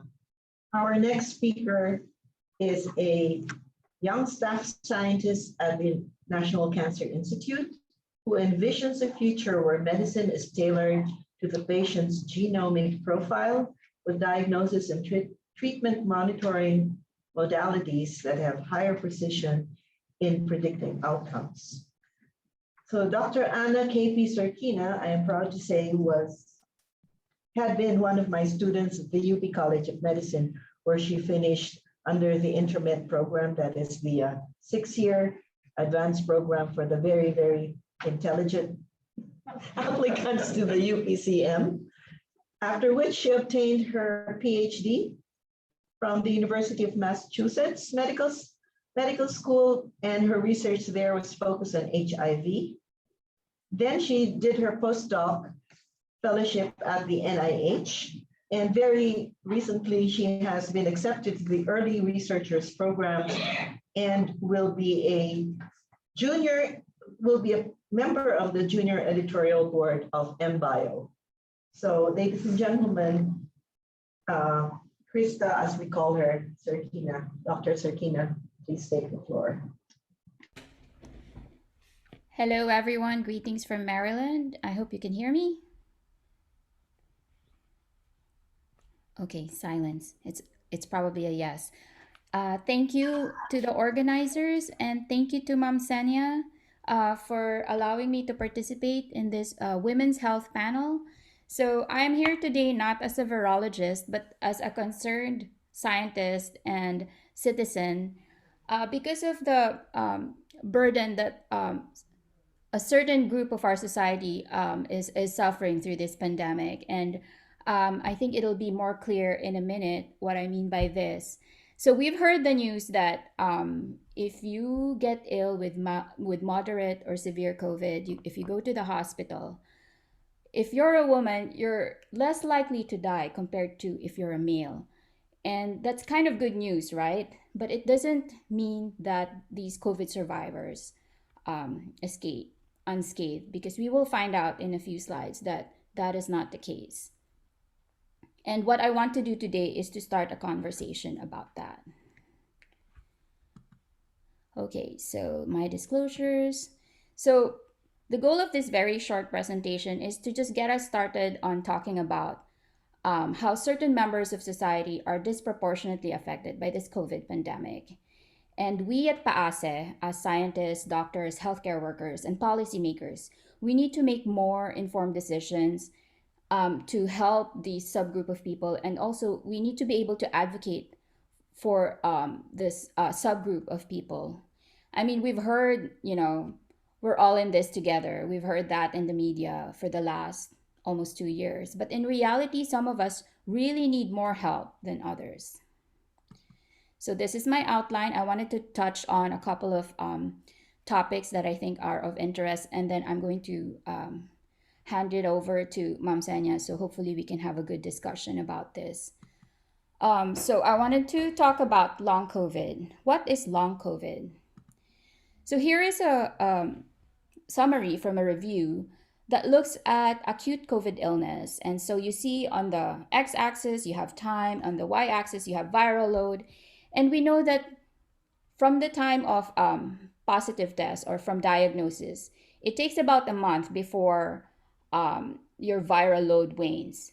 But what is alarming is that beyond that 1 month after your diagnosis, is that you are still sick with other symptoms that encompass multiple organ systems, even though you are already PCR negative. So here's another summary of this. And these are symptoms that, like I mentioned, affects multiple systems. The most common symptom that is reported is fatigue. We've heard about loss of taste, loss of smell, And we've also heard of brain fog, which is really very hard on people recovering. Like you have to deal with the pandemic and then you can't think properly or you're having trouble sleeping, insomnia. So definitely very alarming. So there's been a couple of terms that have been put out there. So some people call it the post-acute COVID syndrome. Some people have called it long-term COVID or long-haul COVID. But basically, it's this group of symptoms that people are still living with 6 to 9 months out after lab confirmed COVID or a suspected COVID illness. In fact, there's even a study that showed that there was no significant difference between the self-reported symptoms between the group that had lab confirmed COVID and those who only had suspected COVID illness. And I think this is because, as you all know, the timing of your testing is very crucial. If you test too late, then you won't be able to catch, or you won't be able to get a PCR test, or if you test too early, then it's also going to come out negative. And again, as I mentioned, fatigue is the most common symptom. And this long COVID is actually being hailed as our next national health disaster. So, who are the people who are going through this long COVID? As it turns out, most of them are women.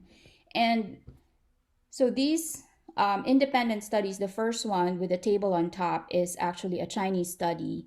And they followed up patients who had confirmed COVID, followed them up for a couple of months, and they found that 81% of women had at least one of the following symptoms. And this other study from Nature Medicine also showed that the long COVID disproportionately affected women compared with men, although not in the older age group, so those who are 70 years and older. So for our patients and loved ones who have survived COVID, I mean, it's great, right? We are so happy they survived, but how are we supporting our COVID survivors? Are we screening them for long COVID symptoms? And what is being done to support those with long COVID?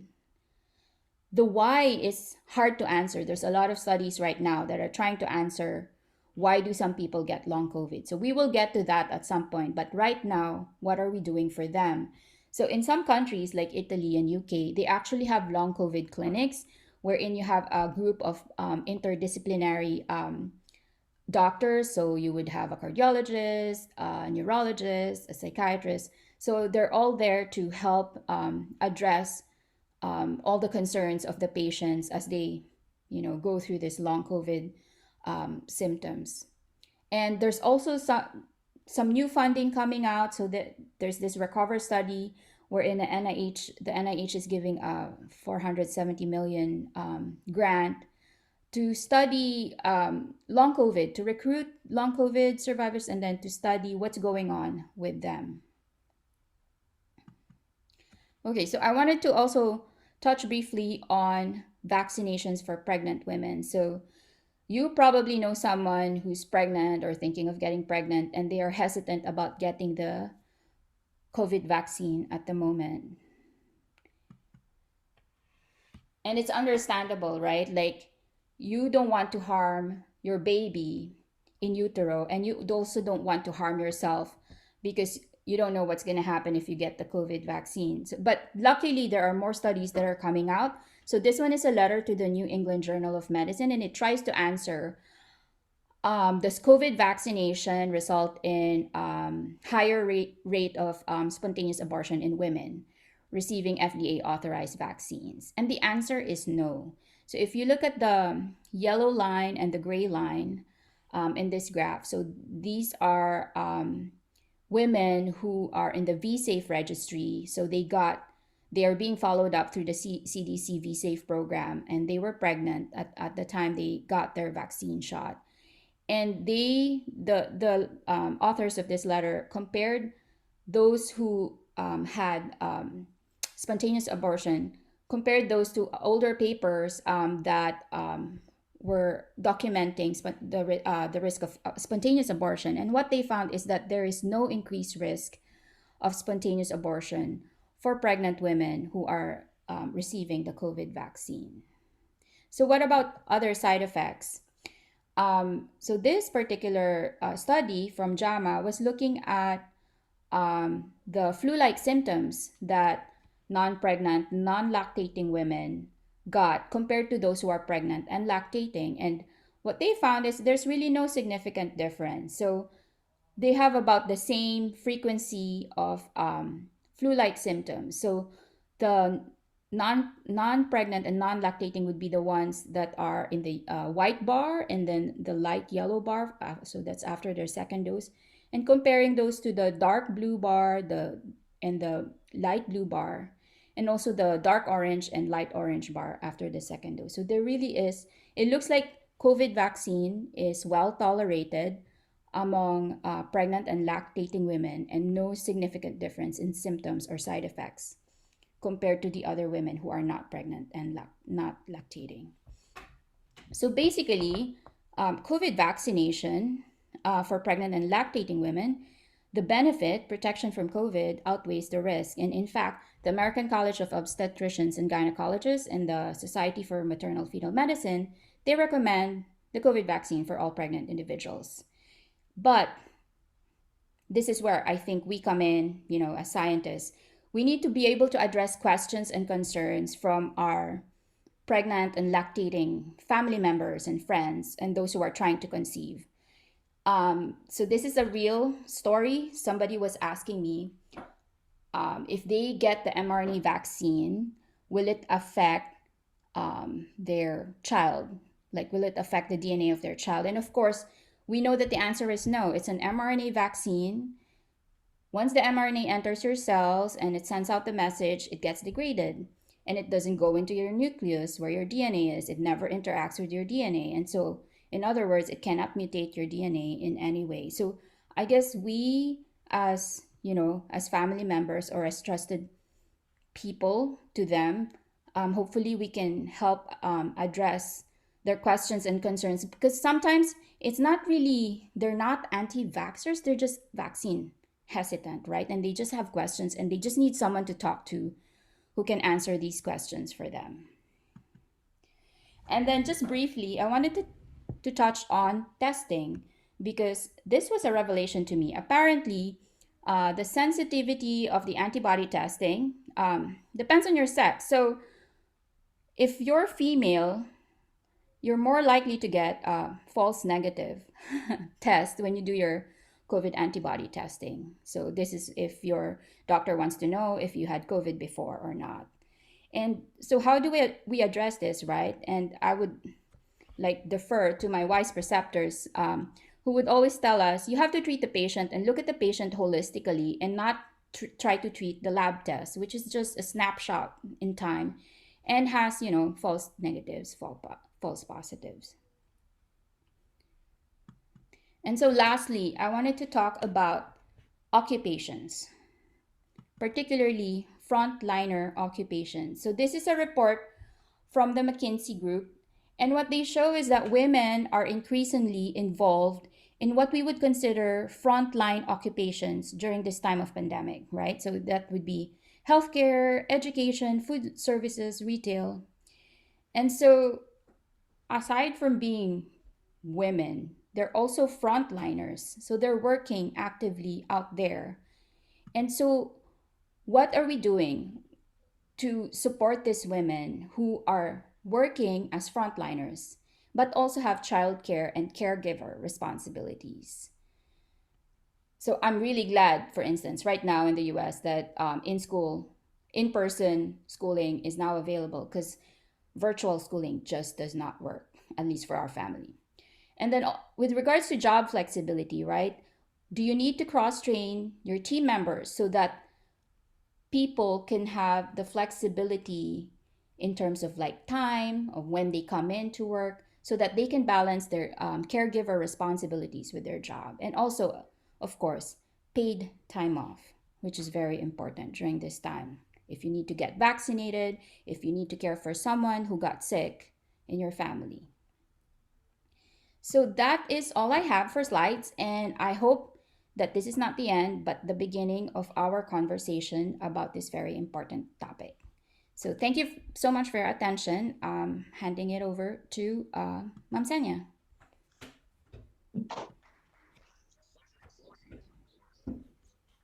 Thank you very much, everybody, and thank you to my panel members. In the interest of time, I'm not going to give my talk. Can wait for some other time because I'm sure there will be a lot of questions being generated. So shall we go to the online questions first so that we do not ignore our colleagues who are probably close to midnight now in Manila? Only hosts and panelists can see. No questions yet. Oh, there are no questions. Okay, anybody from, yes, Connie, I will ask the lady first. Dr. Amorosa. Hello. It's open, but it's turned on. I had a question with Jemima for biomarkers. So I missed a little of your talk, but about biomarkers. Are there what type of antibodies that we need to monitor when we do blood chemistry? Okay. So basically, I mean, that's complex. I mean, that's even something from a doctor's standpoint. All we know is that part of one of the signs of autoimmunity is that you make pathologic antibodies, right? And these antibodies are usually proteins that are found in your cell. So that's why you have the anti-nuclear antibodies. That's the most common biomarker that is checked. But then that can be positive for many things. That can be positive in thyroid disease, in inflammatory bowel disease, lupus. So and the doctor then should kind of know what the clinical scenario is, and then they would follow that up with further, we call it extractable nuclear antigens. It's like figuring out what is that protein in the nucleus that it's being affected. So then you have things like double-stranded DNA, you have RNP, you have Smith, so it's a whole panel of things. All I can tell you is that, so that's a clinical question. Like, we hate it also when people are like, the primary care will send it and they'll say, the patient had fatigue and we double check these stuff and they have an ANA, an anti-nuclear antibody, but it's at a very low titer. So it's also not something where you just screen. You only will screen when there are appropriate symptoms. Because as Krista just mentioned, right, it's just a lab test. It has, even though we have a positive blood test, if there is no clinical disease associated with that, that's just an abnormal test. It might ask us to look at them and follow them over time because there might already be an increased risk. And depending on the antibody and how specific it is, we almost know, give it 9-10 years, it's going to emerge the disease. So that's just sort of a short question. I don't want to give you like, this is what you should check. But as you mentioned, there are certain things we can check. And yeah, and it's antibodies. Okay, thank you so much. To Dr. Sibila, to Anna, are there studies you know at NIH collecting milk from breastfeeding mothers who are infected with COVID? Because I'm interested with that. I had actually one data of that, and I cannot draw a conclusion in general. But what I can see is the milk that they collected, they don't have any mRNA, any virus. And also the babies doesn't have the COVID-19. So I just only one data. I'd like many data. Professor Siman, that's a great question. Off the top of my head, I can't think of anyone who are looking at the virus in the milk, but I can look through the registry. They have this clinical trials registry, and hopefully I can get it to you. I can email you the contact info for those investigators who might be doing it. But yeah, that's an interesting question.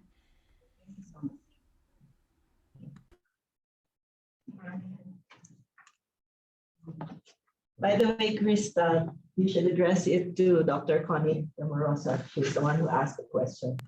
Oh, sorry. I'm sorry.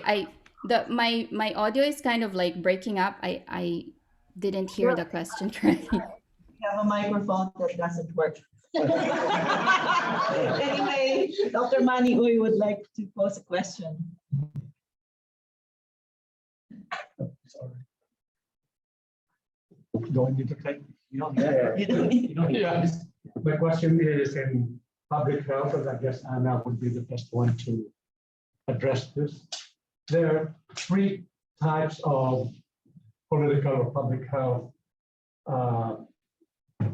response to the pandemic right now. It's the Swedish model, which says just live with it. Then there is a strict lockdown model, or maybe Australia and maybe the Philippines too, which is just use whatever restriction you can do to prevent people from traveling, moving. And then there's maybe the hybrid model, which is what we're doing here in the United States. I'm not so sure which one is the most effective one. I noticed that Australia now has left that strict lockdown model because of the harm that is causing the economy.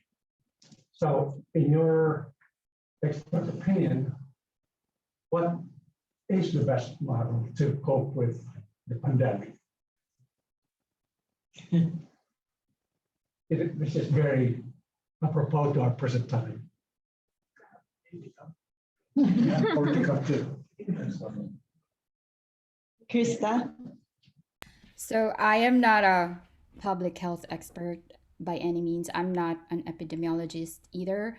So I think if there's anyone in the audience who have those credentials, they might be more equipped with answering that.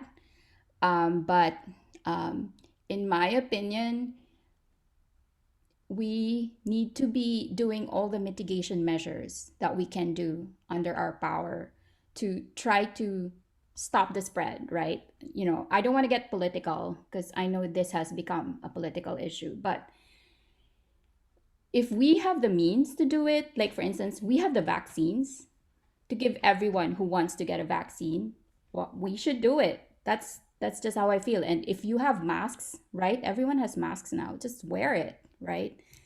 But yeah, that's just my, as a scientist, this is how I feel. But like I said, I'm not a public health expert.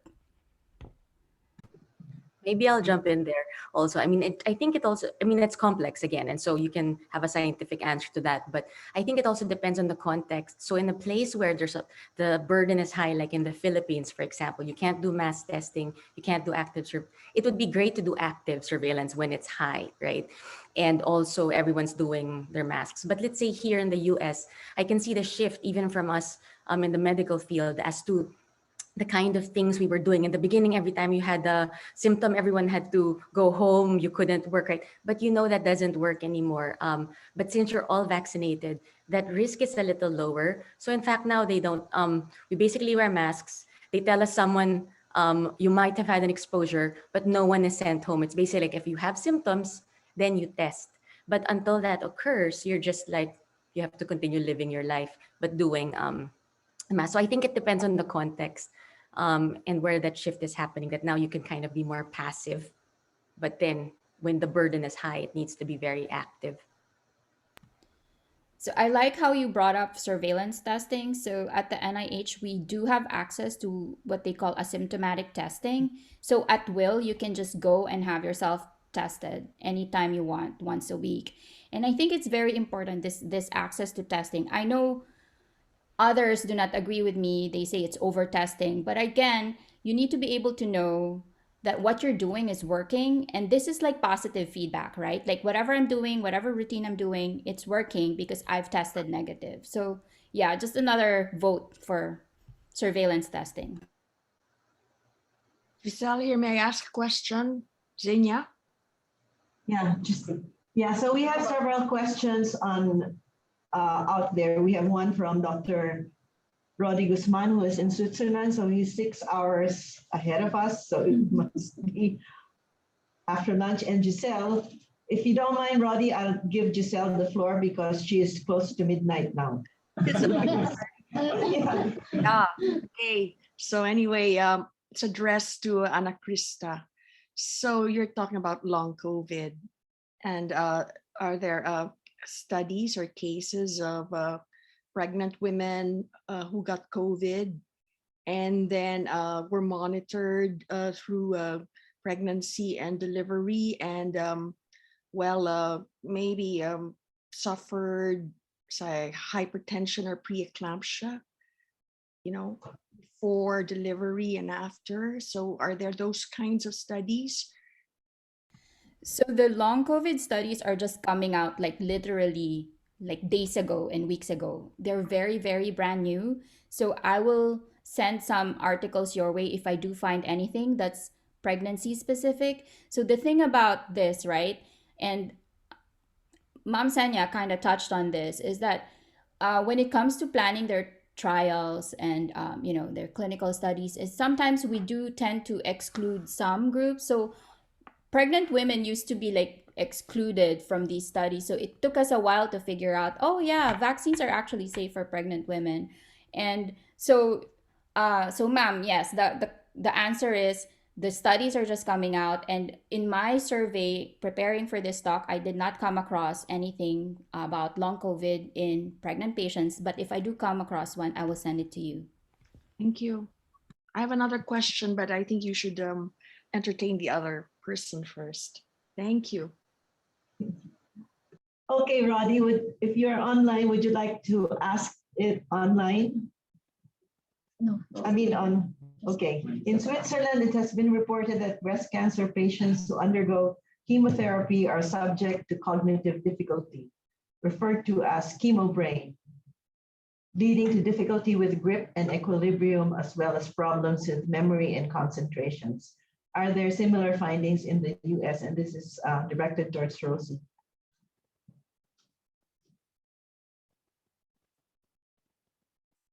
Rosie, can you unmute? Unmute. Unmute. Yes, thank you for the question. I think chemotherapy is a very aggressive treatment. And therefore, I think that, it will definitely have some negative aspects in stress, as well as in immune functions, and which all and the gut biology, which can also affect, the brain. I am not very familiar with similar studies, but one could infer that because chemotherapy is a very aggressive treatment, and different genetic backgrounds in women, different status of where they are in their lives could possibly be affected by it. All right, Giselle, would you like to ask your question now? Yeah, and maybe it will be relevant to your talk if it's going to be about diabetes, Xenia. But anyway, now, Giselle, because it's 11:35 now and we're hungry. You're not going to give your talk. Anyway, you have another question? Oh, Yasmin, Dr. Ronquillo has a question for Dr. Abaida. What is the common denominator when men have an autoimmune disease like SLE, which predominantly affects women? No, that's a good question. I don't think in terms of risk, we've been able to identify what that common denominator of risk is. All I can tell you is, I didn't mention it, is that when men actually have autoimmune disease, like lupus and so on, it tends to be worse. So they have like a more flagrant presentation, more severe disease in general. Okay, and then the one last thing I just wanted to comment on actually is this whole long COVID. That's why we know that viruses really do play a part in stimulating your immune system, that then drives potential autoimmunity, because we've seen a rise and an uptick in autoimmune disease after COVID. So multiple referrals, like please check. I mean, they look like they have RA, they look like they have lupus, but they might not have, let's say, traditional autoantibodies. But also this whole long COVID smells very much like something like the fibromyalgia, like there's a syndrome called POTS, like, and so you don't know how much, like, even though the virus is gone, whether the immune system has been stimulated. And a lot of the things on that list we see in our disease, myocarditis, they can have renal issues, brain fog. So it's really an area that we're all getting into because it's becoming a problem. Yeah. Yeah, as a follow-up, I'd like to ask a question also from Maima. Do you think, a few years ago, and I'm still new here at NIH, one of the concerns was chronic fatigue syndrome, which is also associated with women. Do you think that CFS is also an autoimmune disease? Yeah, that's controversial. It's like fibromyalgia, right? Like, but all we know is that because it depends. I think chronic fatigue is not just one entity. I think there's multiple things that lead to that. And so it depends what it was. It might have been stimulated by something inflammatory, but really, when we look though for all the markers, we don't see it a lot. And so, in terms of canonically saying it's an autoimmune disease, you don't have like it's not a robust evidential pathway. But people always think they have autoimmune disease because they're tired and so on. But we've tried, in fact, with some people. I remember like some patients who do have, let's say, another autoimmune disease. Even steroids don't help their symptoms. So that then, in some ways, you can say maybe it's not really inflammatory driven. But yeah, it's complex. As in fibromyalgia, chronic fatigue. These are like difficult um, diseases to treat actually. So in fact, we just treat the symptoms like, and they mostly require like even cognitive behavioral therapy. You know, you need some neuropathic agents for the pain and things like that. But yeah.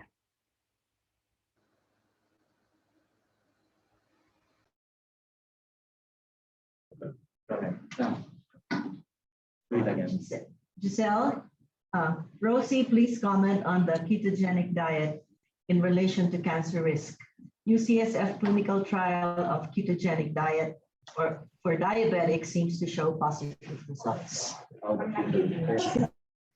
Yes, I would think that it would lead to some positivity in terms of diabetics because it's more fat, as opposed to, or protein as opposed to carbohydrates diet. So, glucose, insulin levels are contributors to cancer risk.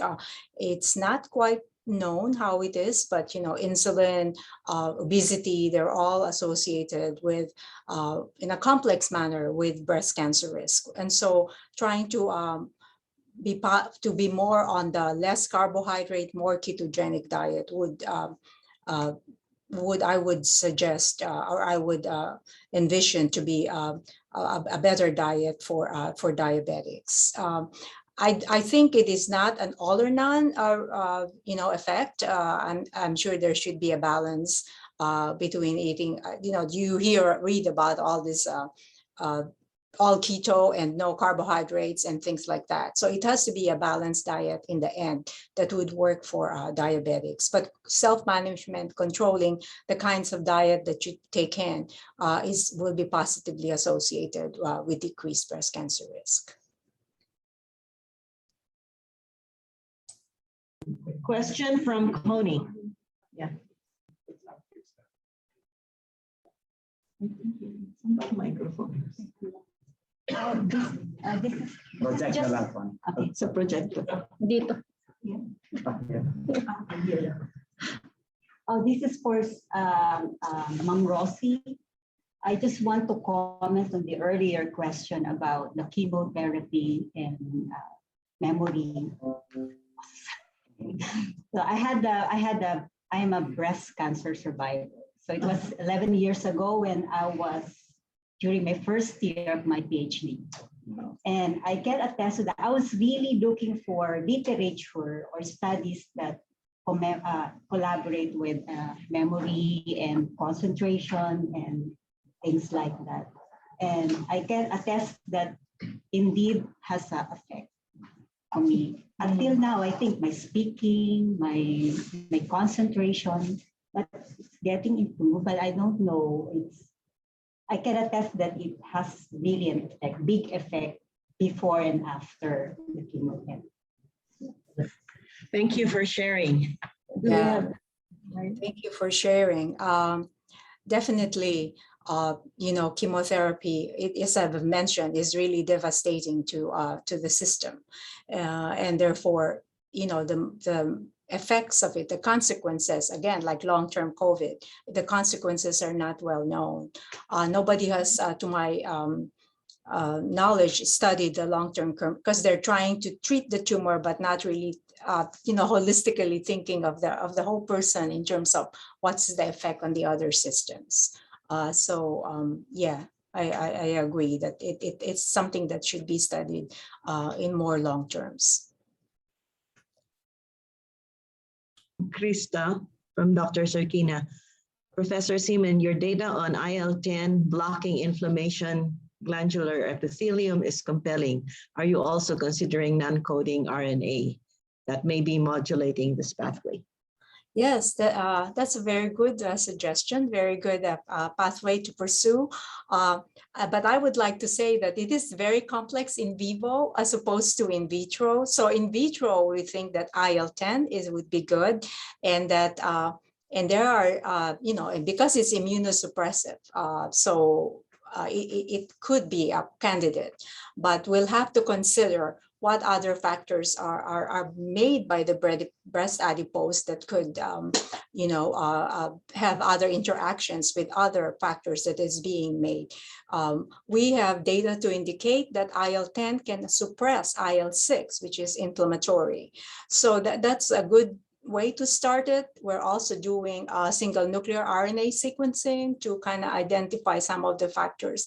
But again, it would be probably take a while, one at a time, in a sense of trying to, to decipher what are the factors that are interacting in an in vivo situation. Is going to be more complex than an in vitro system. But that's a good suggestion. Thank you.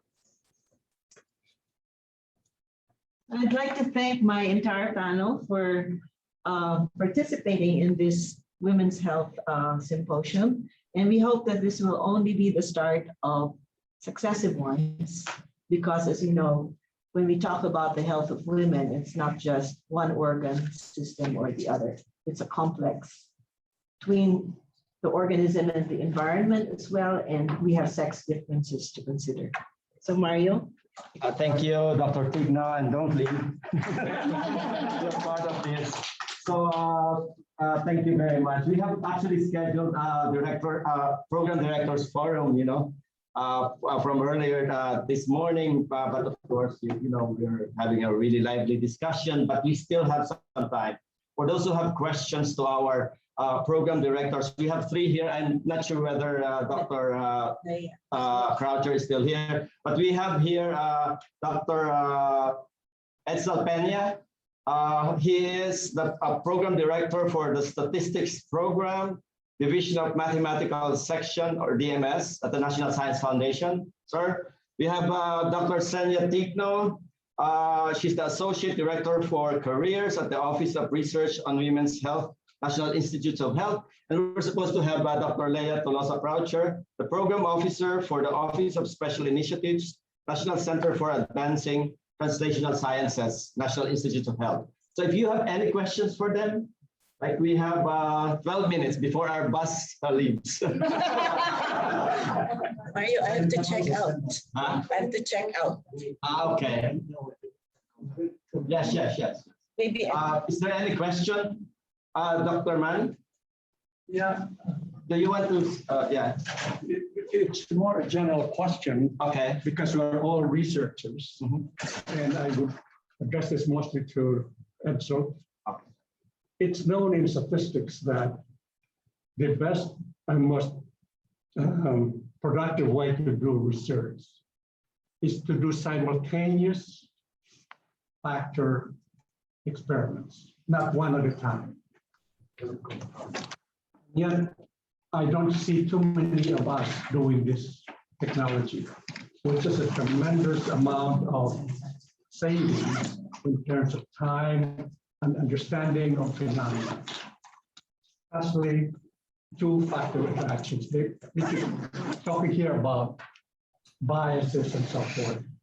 In statistical balance, there's a 2 or 3 or 4-factor interactions. And yet, none that I have seen in here today have presented work using this technology.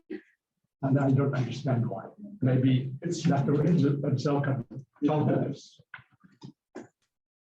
That is certainly very true. Multi-factor studies is more complicated to analyze, but that's the way to proceed, because you have confounding. if you simply study one factor at a time, you're not seeing the relationship. And you could have multiplicity that's popping into the analysis, and that's not the right way to analyze. So you have to do these multi-factor studies. You could look into the interactions of the different factors. So that's very, very important. But and I've seen that in my consulting in the University of South Carolina, where people will say, we'll just study one factor. So you have to do these multiple factor experiments, because that's the way to look at things. And but certainly the methods of analysis becomes more complicated. Yeah. So but we could do it. Yeah. Thank you. Dr. Peña, are there other questions? Well, for those who have questions about grants, they could send us email. Yes. Sonia did not give her talk on bikini medicine. You want to talk briefly on bikini medicine? he was looking forward.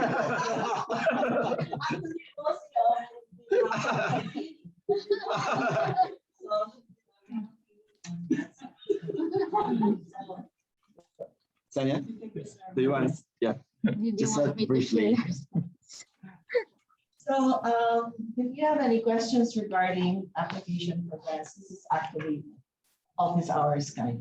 If you have any questions about how to apply for an NIH grant, even if it's a training grant or fellows, K awards, etc., you can address it to me and Leah. Leah is probably more proficient with SBIR, STTRs, which are those that involve inventions, for instance, and with big grants, because she's with EdCats. There are Responding to Rodi. Okay, all right. Okay, so please do send us an email. You can forward it to Mario. He will forward it to us. And again, we cannot keep the bus waiting. It's always the reason. Yeah. So, thank you, everybody. Yeah, thank you very much, everyone. Thank you very much. I'll give the address for those. So thank you very much for those online. Maraming salamat. Thank you. Thank you, Mario. So this is the address. Goodbye. Good night.